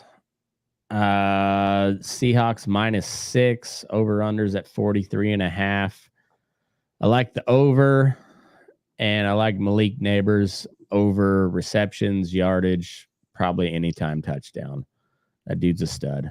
Yeah. Geno Smith could go off. He could also just be the Geno Smith we know and love, who's kind of good, but also kind of shitty. Cowboys at the Steelers. Steelers -2.5. Over unders at 43. I like the under. I'm going to take a Cowboys win here. You think so? You think they go into Pittsburgh and win? Oh, yeah. They're 2-0 on the road. Okay, that's right. We were talking about this. I think, and I also think that the Steelers are kind of going to be in for a rude awakening. As these other teams kind of figure their shit out. Yeah, Whether or not it's Russell Wilson or it's I think Russell Wilson is Justin Fields. out of the equation. It doesn't seem like he's. Well, I don't know if he's back to starting or not, or what the deal is. Well, So doesn't matter. He will have his pads on him. Oh yeah, just in case. He will have his pads. You gotta. If he's at church, pads. If he's at the local Denny's, full pads. In one of his 11 bathrooms, pads. Full pads. Got a different set of full pads in every bathroom. Always prepared, that Russell Wilson. Always prepared. I like the Steelers money line. It's -140, so it's not the best odds, but it's not bad. -140. I like the under. Cowboys got a pretty decent defense. Steelers have a great defense. It's gonna be a defensive battle. I think so. I think this is like a 2017 game or 17-10 game, something like that. But I think the Steelers pull this one out. And then we're finally over the double headers of Monday Night Football. We got the Saints at the Chiefs. This is intriguing. This is an intriguing game where it looks like it could be a shootout. But if you look, the Saints have a really good defense. The Chiefs have a pretty solid defense. We got Chiefs -5. Over-unders at 42.5. I kind of like the under, and I kind of like the Saints to cover. I don't think they're going to win that game, but I think it's a field goal game. I agree. It's like a 2017 game or something like that. So they got the over at 42.5. So that's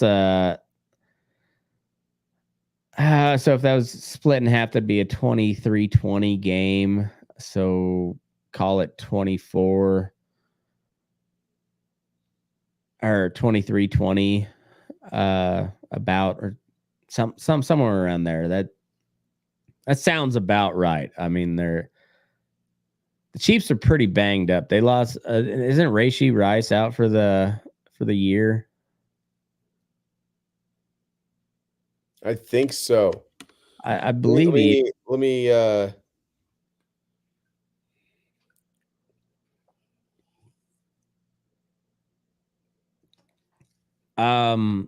was gonna say, because the Saints got some weapons.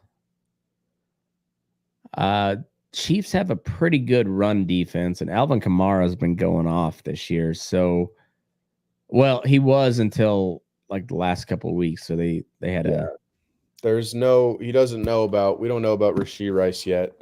Okay. We're out for this one.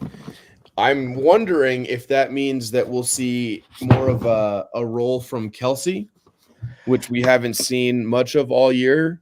I don't know if it's the fact that defenses are hyper aware of him, or if they're maybe trying to pull a fast one where if they don't use him, they don't have to worry. Yeah. They don't have to scheme him open, because he's just going to eventually stop being covered and get open. Right, because eventually somebody's going to get open, and you have the best quarterback in the league, and he's going to find him at some point. Well, I don't remember Tim Tebow playing for the Chiefs. Tim Tebow is 1-1 in playoff appearances. So yeah, he is. And who did he beat? Oh yeah, just Ben Roethlisberger. No biggie. No, one of the greatest offensive lineman quarterbacks of our generation. Disregard the fact that he got blown out by Tom Brady the next week. That doesn't really count, though. No. Nobody expected the Broncos to make the playoffs, let alone win a game in spectacular fashion. But you know who did that? Timmy fucking Tebow. Timmy fucking Tebow. And then he went and built a children's hospital in the Philippines afterwards, you know, because stand up, dude. Stand up, dude. Stand up. Yeah, anyways. Yeah, I think the Chiefs win that game. I think it's a field goal game, and it's probably the under. I like all of that. But honestly, football's kind of second tier until the playoffs are done in baseball. Like it's October baseball's here, and I'm jazzed up for it. It's fucking great already. You know, we're only one game in. It's been fucking awesome.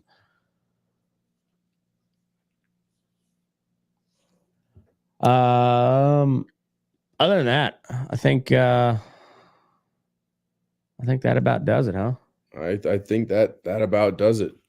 All right. Well, we'll see you back here next week. Until then, move your ass. We're burning daylight.